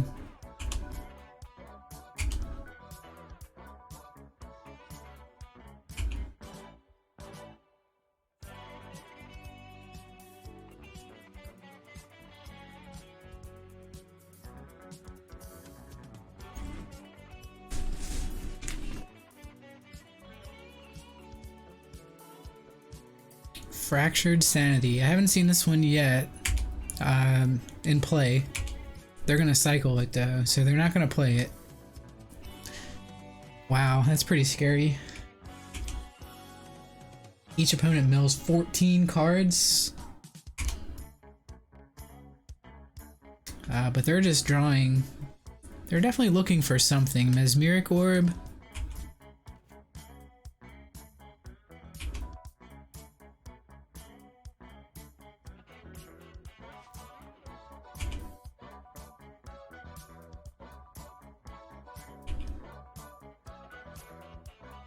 Okay, they did not mill over any creatures, or did they? They did. They milled over General Ferois.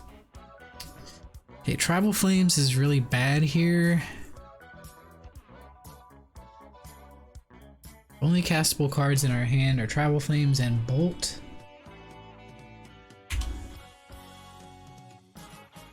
Which we should probably save for Luris.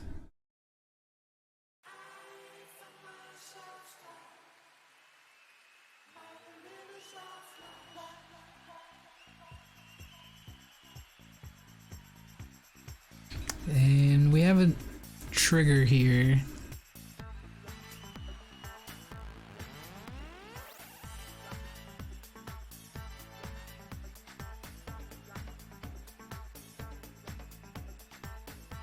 Guess we want to exile a card from graveyard so they stop gaining life. Let's exile the Crab now. This way we don't have to worry as much about Luris.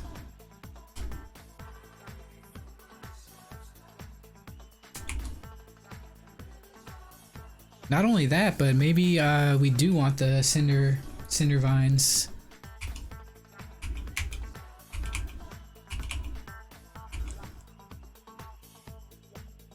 Okay, they didn't hit any crabs. I guess they still haven't put Luris into their hand yet either, so now they put Luris in their hand.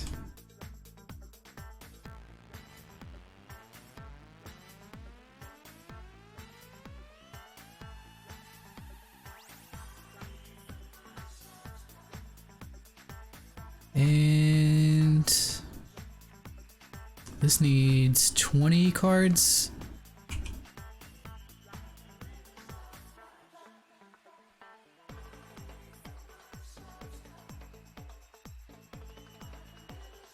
Let's actually get a little bit better grip on what's in the graveyard.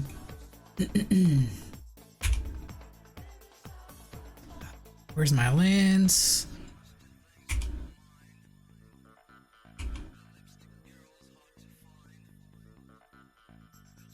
Rip.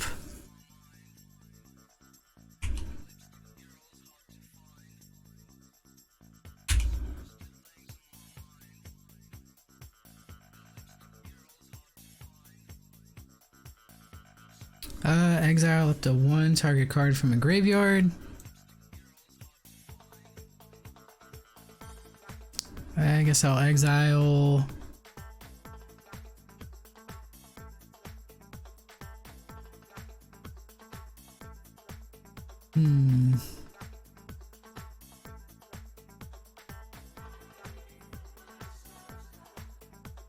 Guess I'll exile the Mesmeric Orb. I can see that being a problem.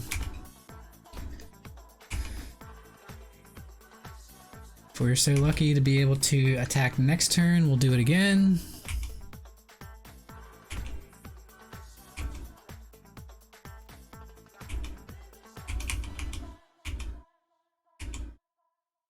Okay, shit. They hit two crabs.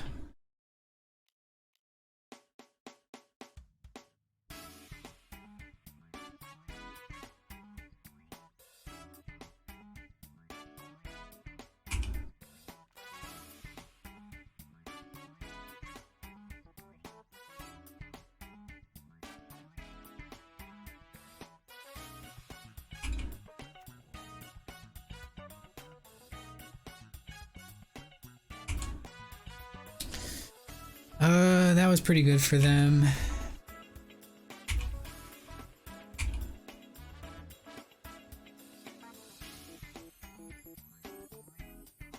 So do we bolt the crab here or do we bolt the Luris here? They're just gonna get back the crab next turn if we bolt it.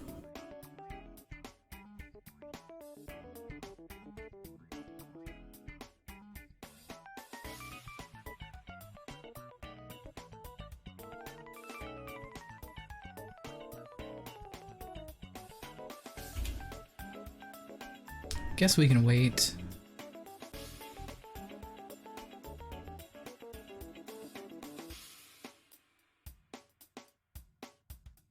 Alright, they're tapped out. Go ahead and kill this Luris. They have a draw 3. No good can come from that.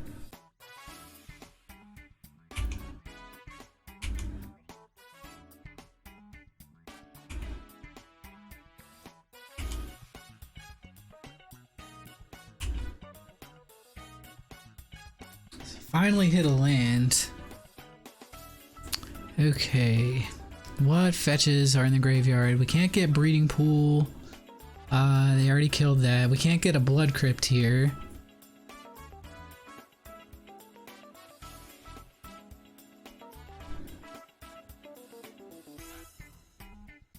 Tribal Flames is definitely an option. Shardless Agent is an option. Blood Braid Elf is an option.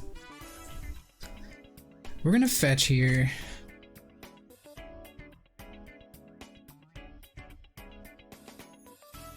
I think the best land to get in this spot is probably Steam Vents. There is a Steam Vents. That's 3 colors. So let's just cast Shardless Agent.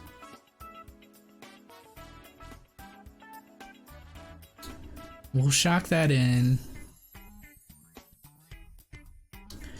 We can kill the Ruin Crab.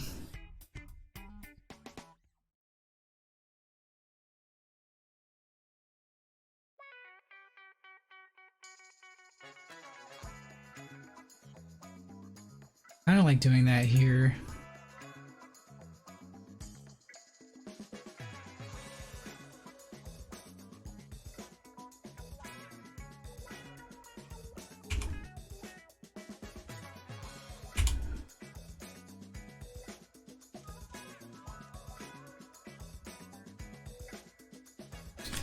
And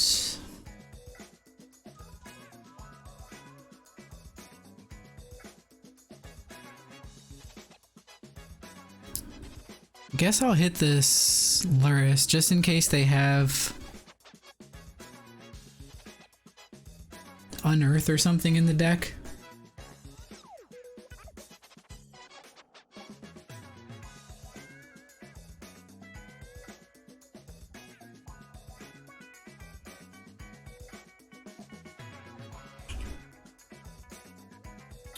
Now I could have gone for Tribal Flames right then. Uh-oh.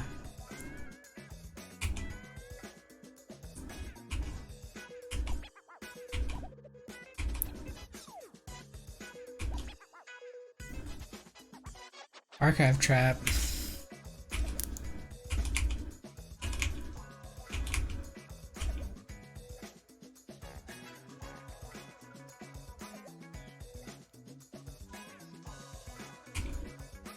Perhaps it was a mistake not going for Tribal Flames last turn. Yeah, I think I was supposed to use all my mana. Well, there's a target. Fuck! Field of Ruin again.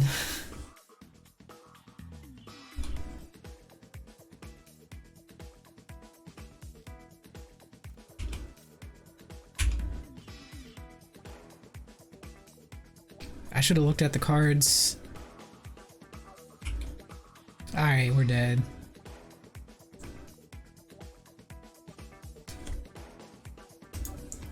Next game.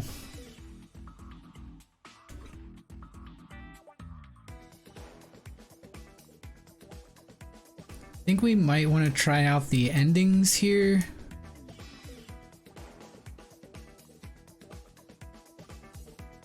Endings makes your cascades really bad. Can try like one, you know?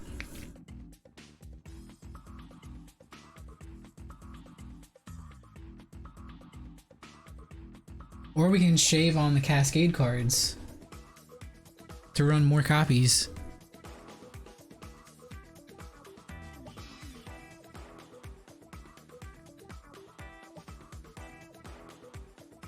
If it's this easy for them to turn off our domain stuff, maybe we want to cut the Tribal Flames from the deck. It is an option.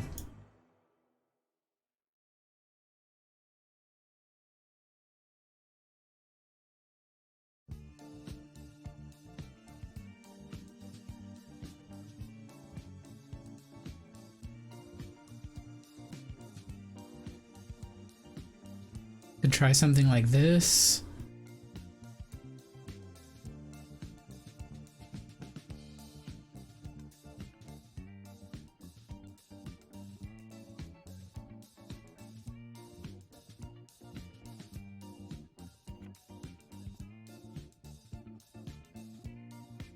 Lavinia actually counters Archive Trap, but not much else.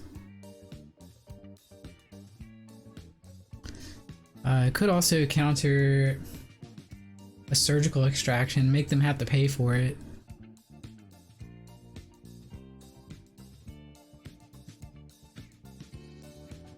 I fear we just make the deck worse if we cut all of our Tribal Flames.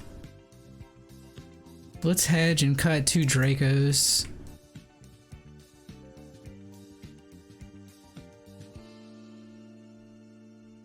Hopefully we didn't just make the deck a worse version.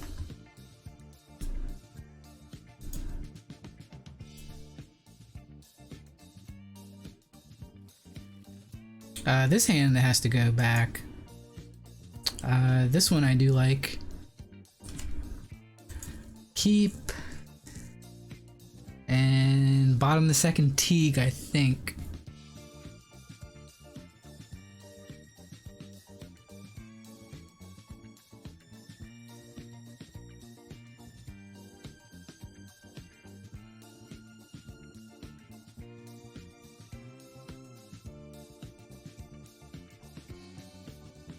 Okay, let's play a little game called How Many Traps Does the Opponent Have?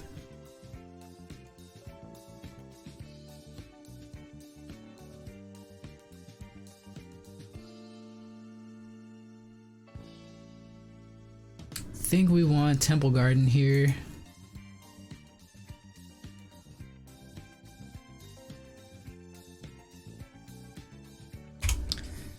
So yeah, Temple Garden is the most output for a domain, since Steam Vents gives us 4 land types.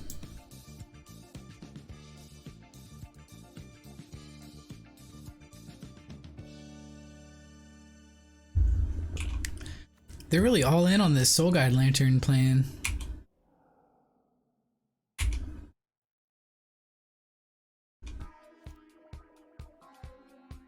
Okay, Rest in Peace. Gonna play that early.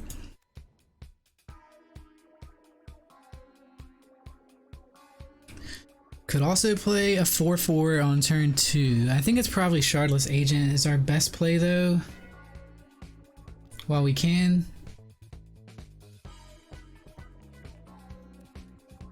Uses all of our mana and we get another spell. Ignoble Hierarch.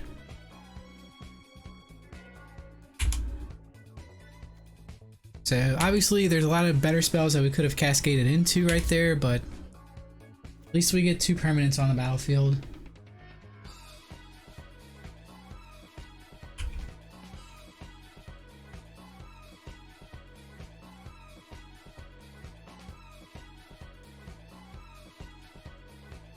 Opponent likely deciding what land to play here. Field of Ruin.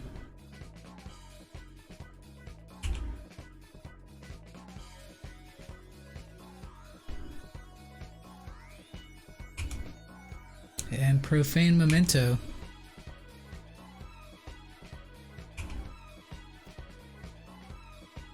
Another agent.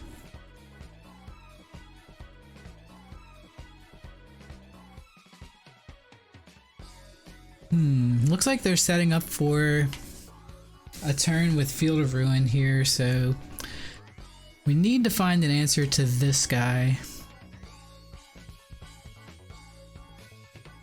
I'm gonna go for another agent.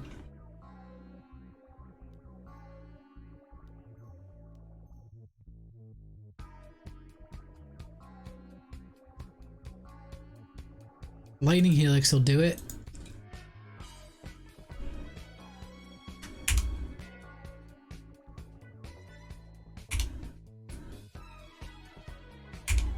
Okay, that was actually pretty fortunate.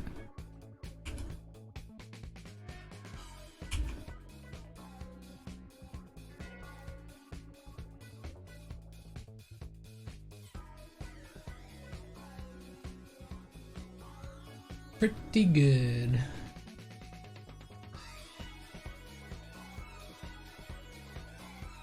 Looks like they're seeking something. Cashing in the Soul Guide Lantern.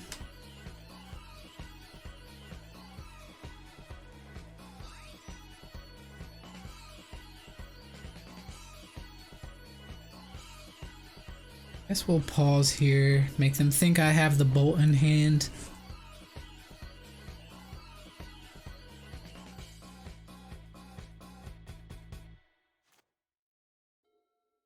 Ooh, Bloodbraid Elf. Bloodbraid Elf.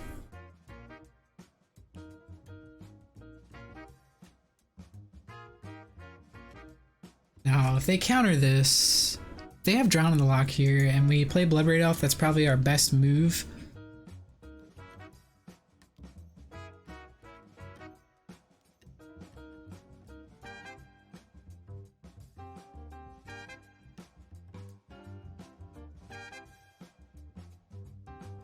Rest in Peace and Kavu.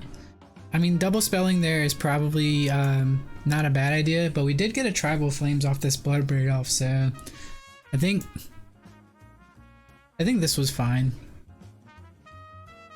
So they didn't Drown and Lock the Tribal Flames. They didn't Drown and Lock the Bloodbraid Elf.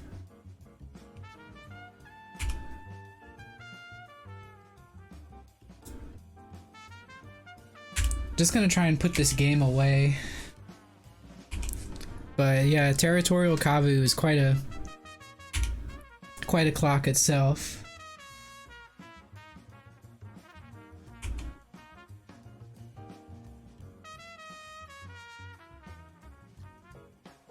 There's Drown in the Lock.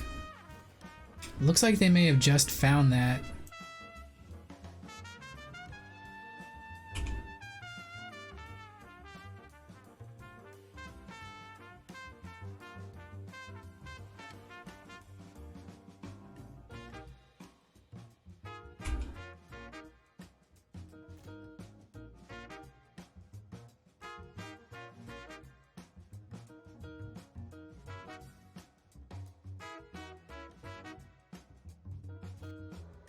Okay, they're going after steam vents here.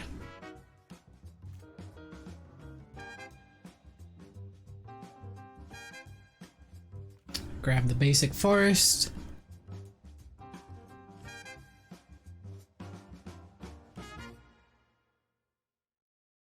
Archive trap. Alright, they gain 4 life.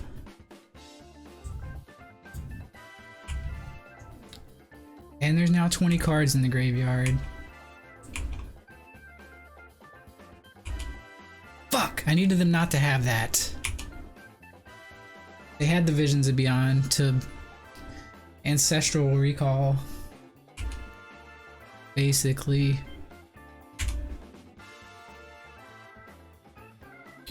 So land is actually not bad.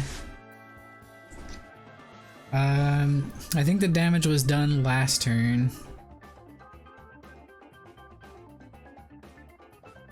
We have 29 cards left. I'm gonna go ahead and Rest in Peace. We do have a Triome still in the deck.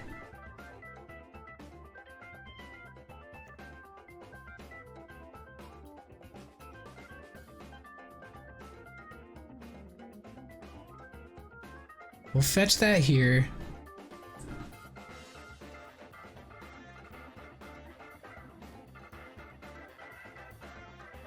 Play the Kavu.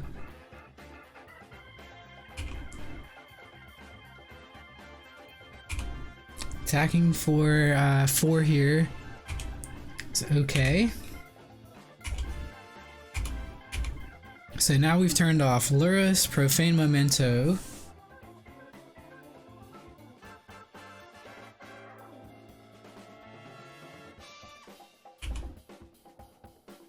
Opponent desperately looking for something with visions. They found a blocker. Fuck! Another field.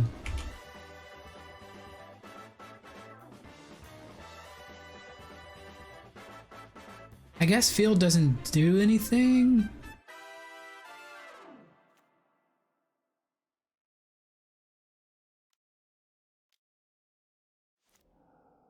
It is a forced search.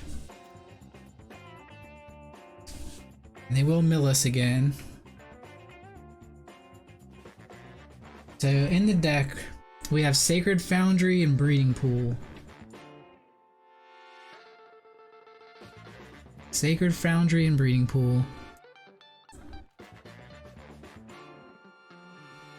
In case we draw a fetch land next turn.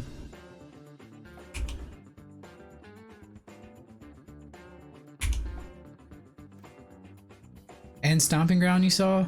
Okay. Sacred Foundry and Breeding Pool. Sacred Foundry would have been best, I think.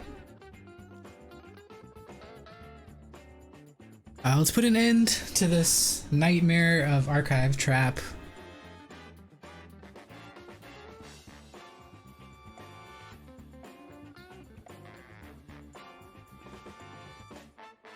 I think breeding pool. Actually, no, we have more red cards that we need to care about casting. But we're cut off of blue. And we can make red mana with Ignoble Hierarch. So let's get a breeding pool here.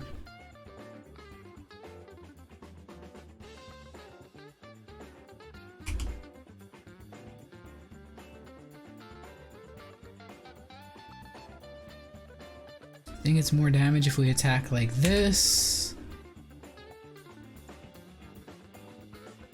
And exile up to one target card from a graveyard. Oh shit. I didn't realize I was under 3 minutes on the clock.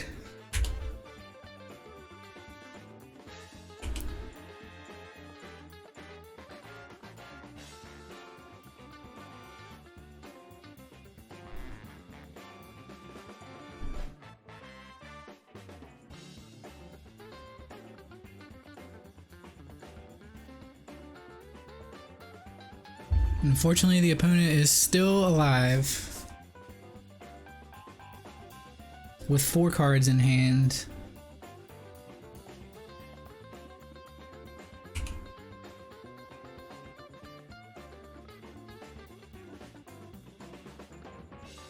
They put Lurrus into their hand, and they cast Lurrus.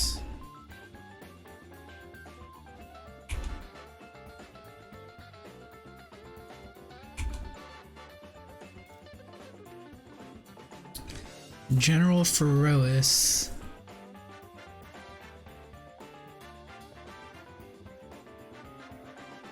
Go ahead and play that here.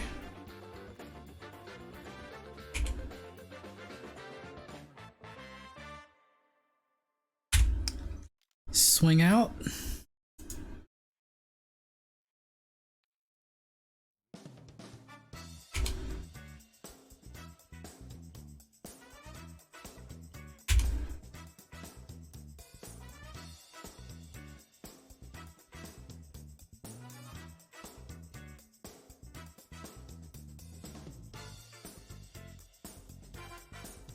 So damage happens all at the same time. I think if they block Kavu, we have 16 cards. We have 16 cards. Okay, they gained 3, but they took 4. Combat math. Math is for blockers. Math is for blockers. I gotta take a whiz, so I'll be right back.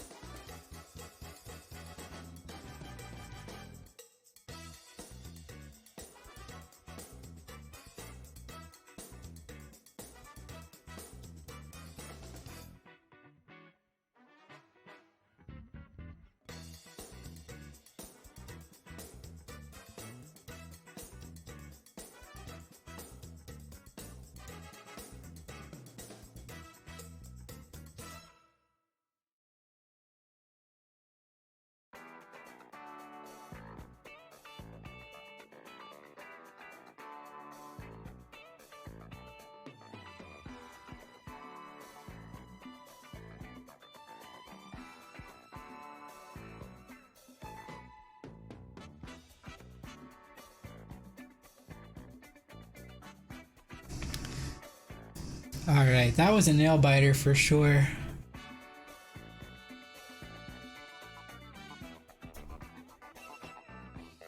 If you just got here, my name is Chuck, also known as Basiclandshark. Hope you're enjoying yourself. If you like what you see, feel free to hit the follow button. you're on Twitch, they'll notify you when I go live. Follow me on Twitter for other go live notices and things I think are funny, and subscribe to the YouTube channel where I'm trying to diversify my content.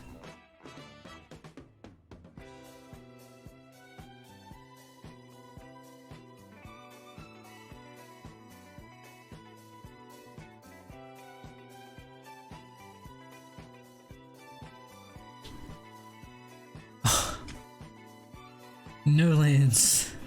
We have to mull. Also, we won the 5th straight die roll. Okay, I'll keep this hand. And I think we bottom.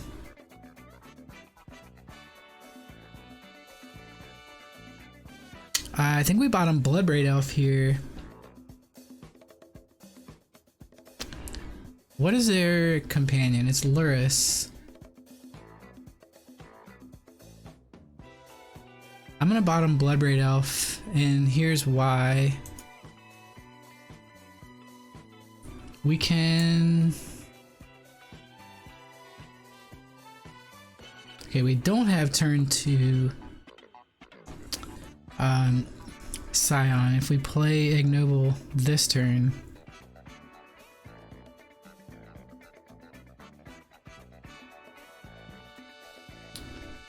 it is probably just better this way. Go ahead and play Noble.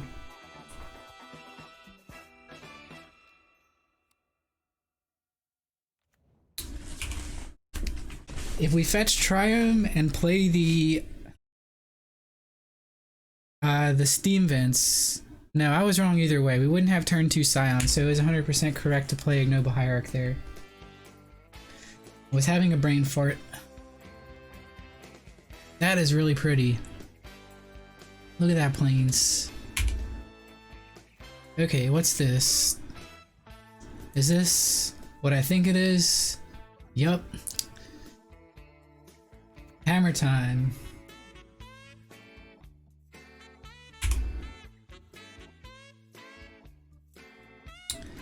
Hammer time.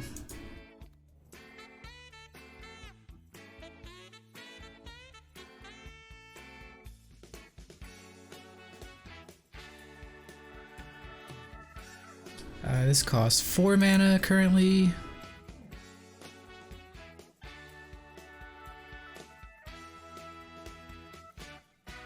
So the way this deck operates, there is a chance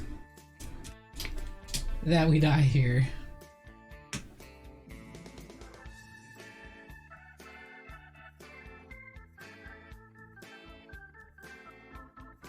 And this is why.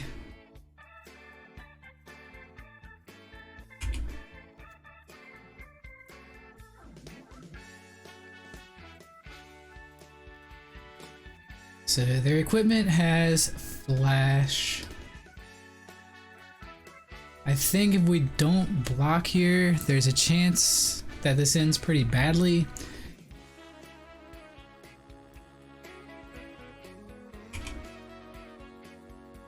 I think I will block.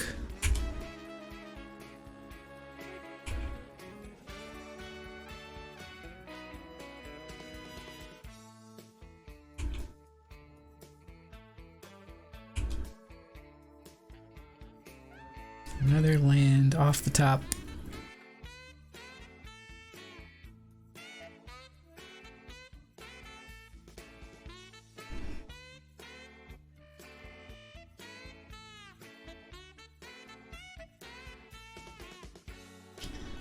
Play our first Scion and pass.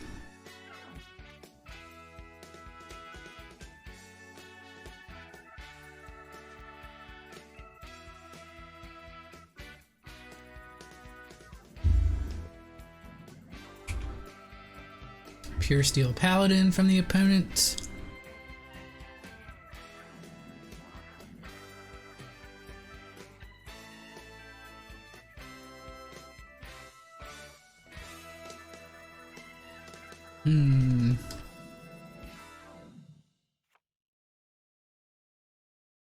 I say no blocks, and they have They have the thing, Colossus Hammer. It cost 1, right?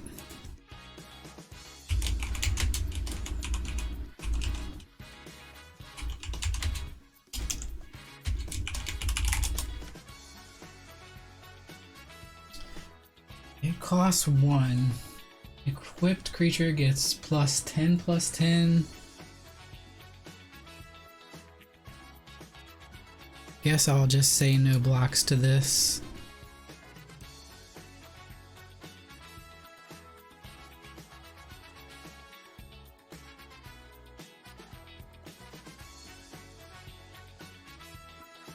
I guess we just weren't beating their hand.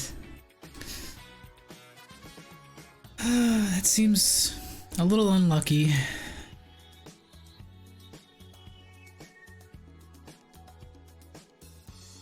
They kind of had the perfect spread.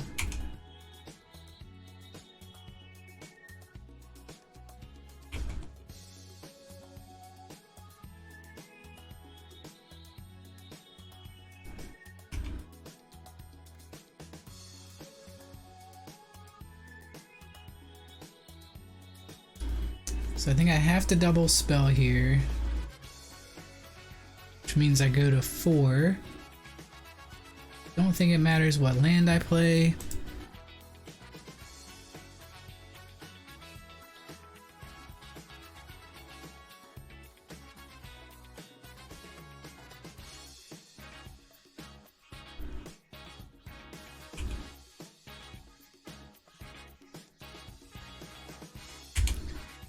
This has first strike and trample. Okay, they can equip the Colossus Hammer for 0. So I guess we just lose because we have an unchecked attacker.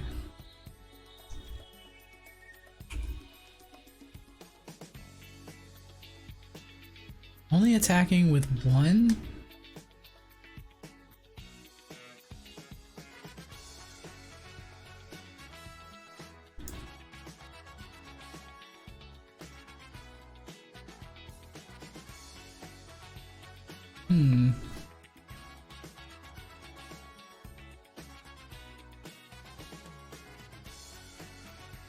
Guess I'll throw away the Kavu.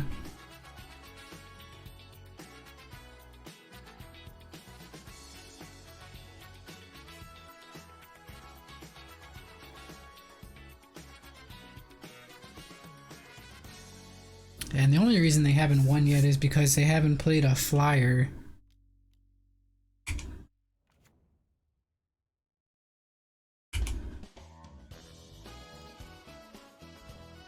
Speaking of flyer,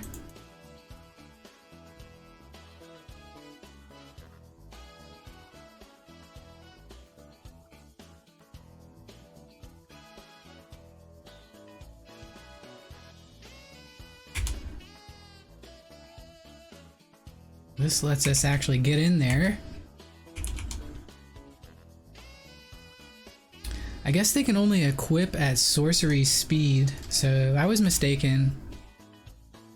I thought they could move this around kind of like during combat, but that explains the singular attacker last turn.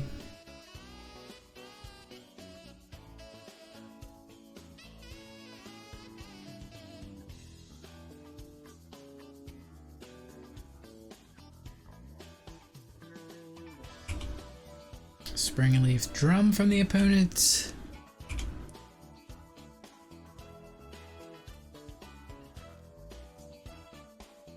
Is this a lethal attack?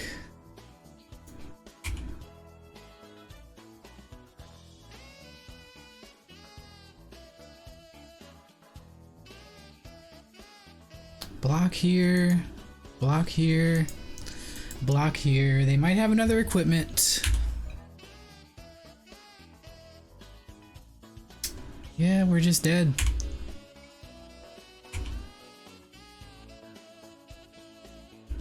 If they equip to the Memnite, kind of feels like they had it all there.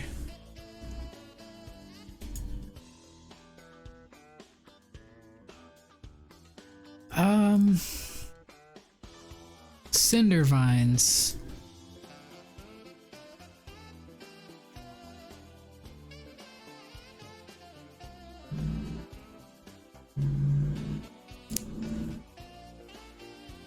What else do we want?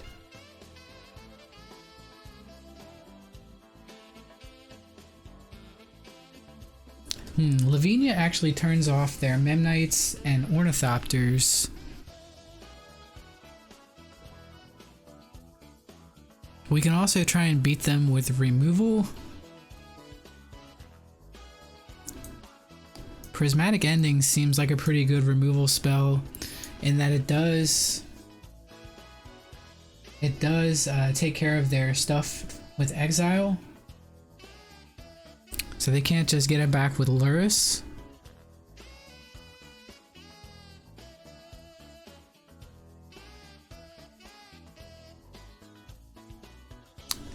Cutting 8 cards.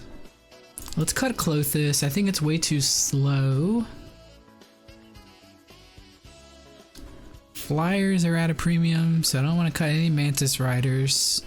Can see cutting Bloodbraid Elf and Shardless Agent in some number.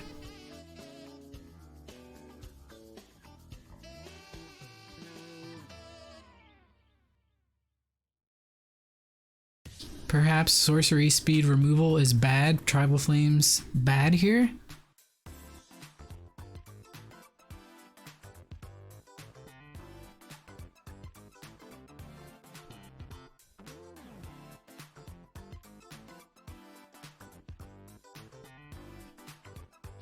Do something like this maybe.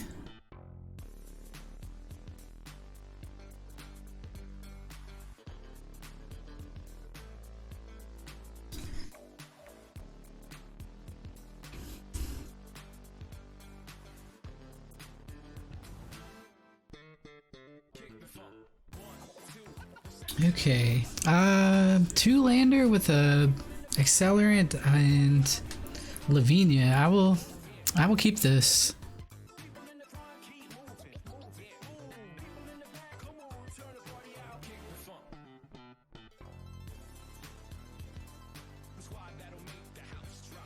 I think we want Breeding Pool.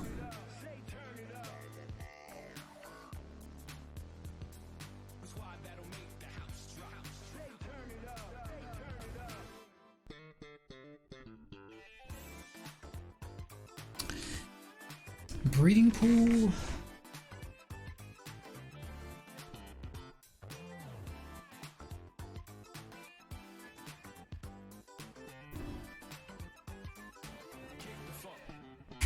Okay.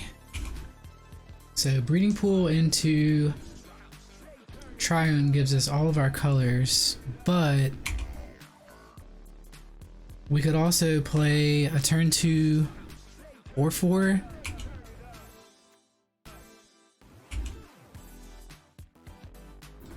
This Lavinia came down a turn too late if we go for that.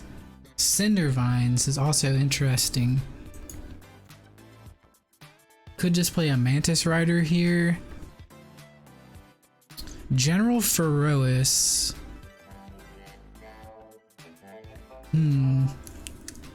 That's also interesting.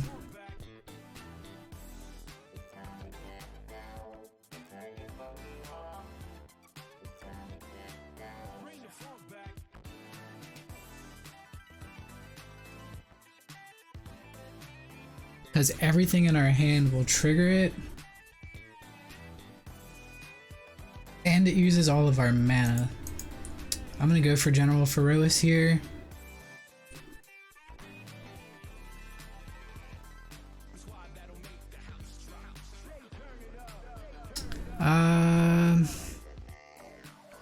Sacred Foundry, probably the best land.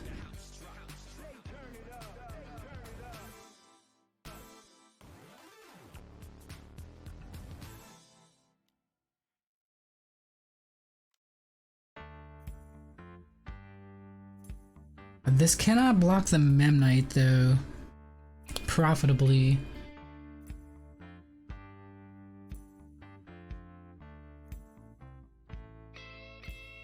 I could play Cinder Vines here.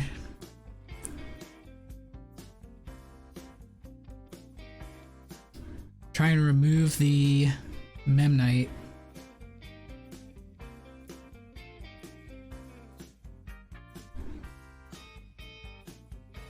Perhaps that's smart.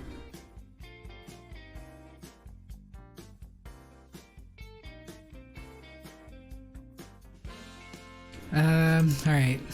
I don't know. I think it's between Cindervines and General Ferois here, but this just makes our hands so much better as soon as we have it in play.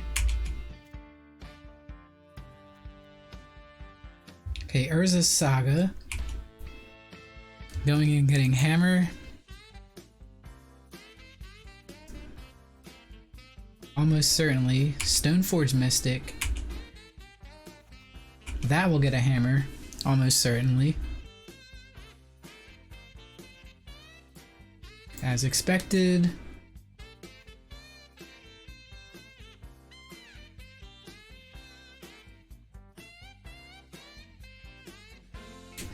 So now we have to kill...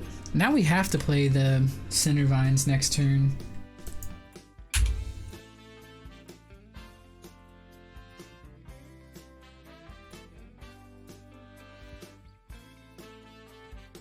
And again, they're not actually casting the Colossus Hammer, they're just simply putting it into play.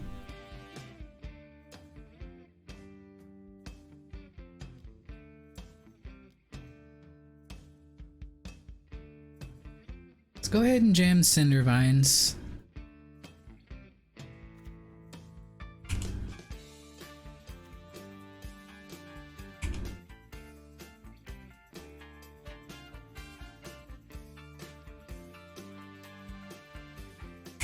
And let's see if they choose to block here.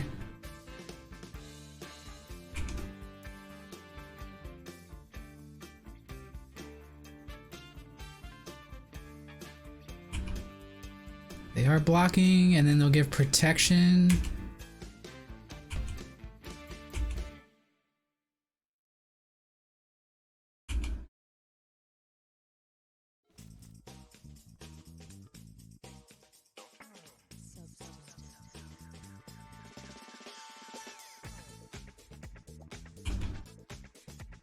Another Saga.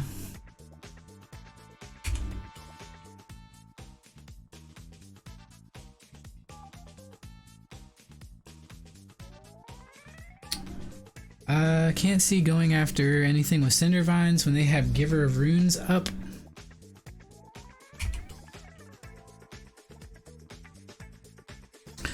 Perhaps we were supposed to force it. Force the activation, I mean. But that's just throwing this card away. Okay, this currently costs 4.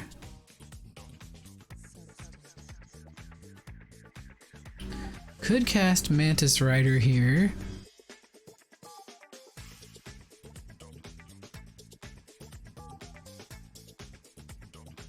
That would mean that we can't activate Cindervines next turn. I guess we're playing...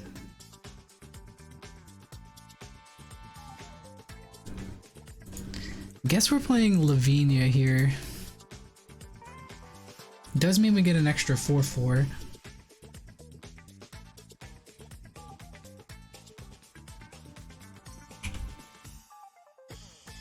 And that will make some of their future turns worse.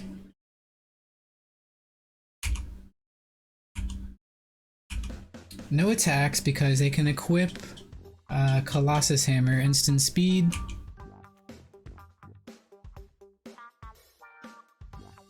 I don't know how we're beating these constructs.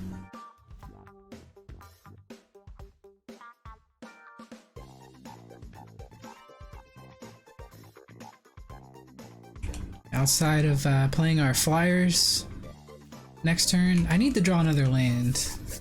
Being stuck on 2 lands with a ignoble hierarch is not ideal. So I think a land is our best draw next turn. This way we don't have to tap out, we can pass the turn holding up Cindervines.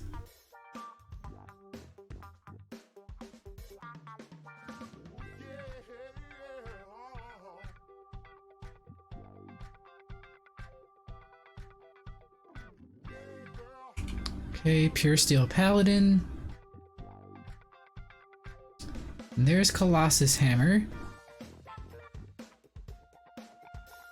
Go ahead and always yield to that trigger.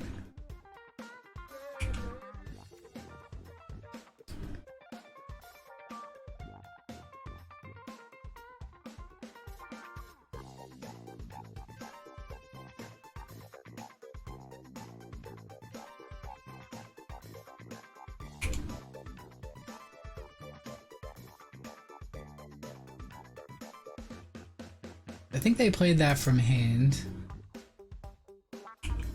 Here's yet another Saga trigger.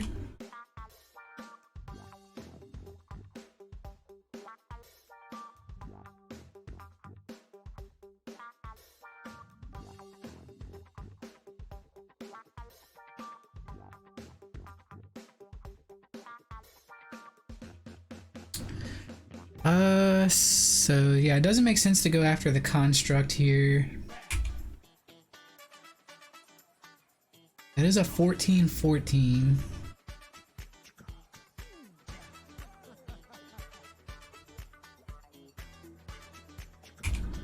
Springleaf Drum, they have 3 cards in hand.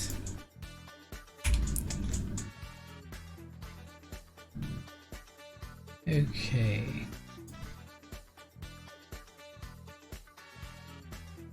So we could...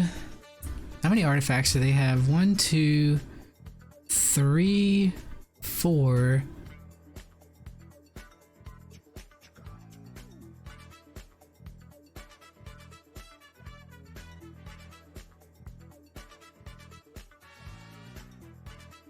I think we want to move to blockers here. Block. And then hold priority.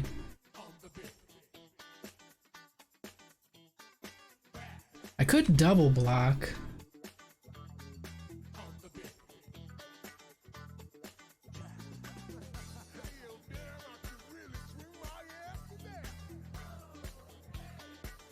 Double block and then activate Cinder Vines before damage.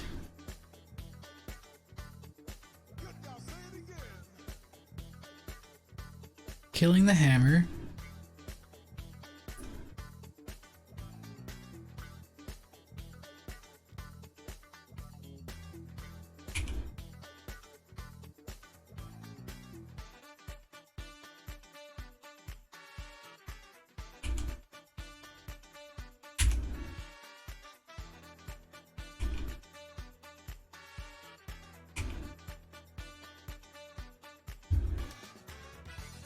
Wait, this says protection from white. Is this okay? It's red and white. That's why. I was like, what? So our artifact creatures are red and white golem tokens. That's relevant for future reference.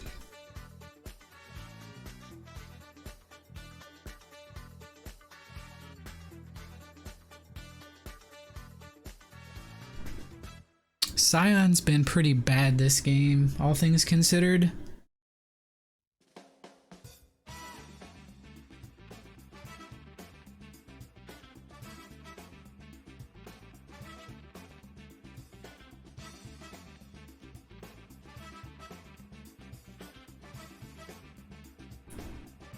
Let's just jam Mantis Rider here, make another 4/4.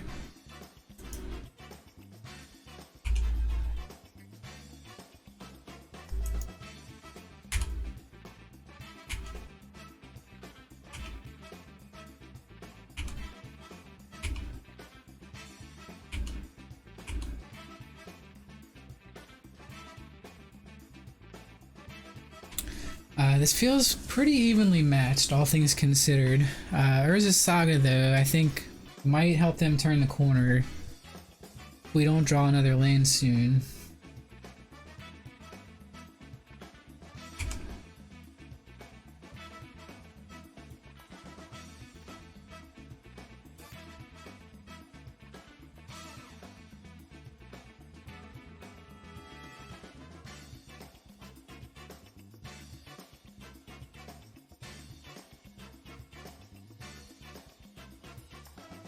As long as we can cast one multicolored spell a turn.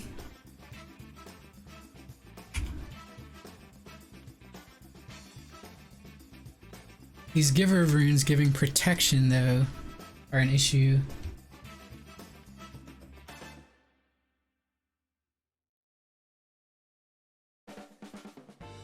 That's a 17/17 trample lifelink.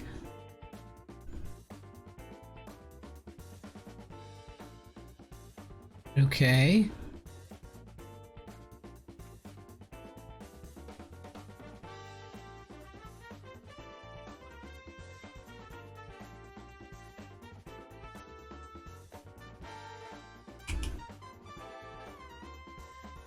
Guess we can't block. What's up, Phil Swifty? Here right at the end of the league. Just did my first league with Domain Zoo. Went 3-2. The deck is extremely powerful, I'll say. Seemed like it was doing some really powerful stuff. I can see how players 5-0'd with this pretty handily. Was hoping to get the 4-1 there, but Hammer Time was just too much. And then we played 3 Stoneforge Mystic decks. Yeah, it got revamped with the new set, with a play set of Territorial Kavus, the Scion of Draco. We cast that for 2 mana a lot. Unfortunately, didn't get to really see Prismatic Ending do much of anything, so that was my spice card.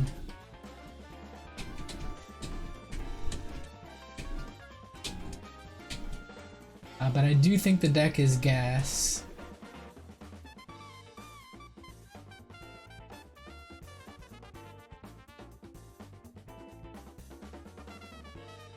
So I'm actually planning to put a bow on this particular stream. Call it a day. But here's a look at the old deck list once more. Cards that impressed me a lot. Scion impressed me quite a bit. Territorial Kavu impressed me quite a bit. It came down as a turn 2 5/5 once. Most times it was either 4/4 or a 5/5. General Ferois impressed me a lot more than I thought it was going to. You sequence your cards correctly, you can get a lot of free chump blockers and free attackers out of it.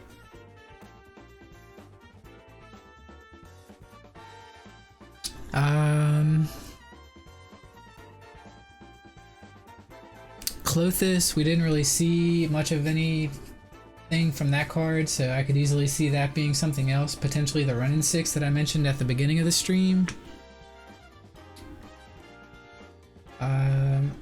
I saw one version of this deck running Manamorphose. There could be something to that. But I didn't really have that much trouble casting my spells, except for the time that we got Blood Mooned and the time that we got Field Ruined by the Mill player. So those were the matchups, by the way. We started out playing 3 straight Stoneforge Mystic decks, then we played Mill, then we played that deck, the Hammer Time deck. Anyways, I hope everyone has a great day, a great night, wherever you're at in the world. This is going to be Chuck, aka Basiclandshark, signing off. Follow me on Twitter, follow me on Twitch, and subscribe to the YouTube channel for more. Everyone have a great day. Peace.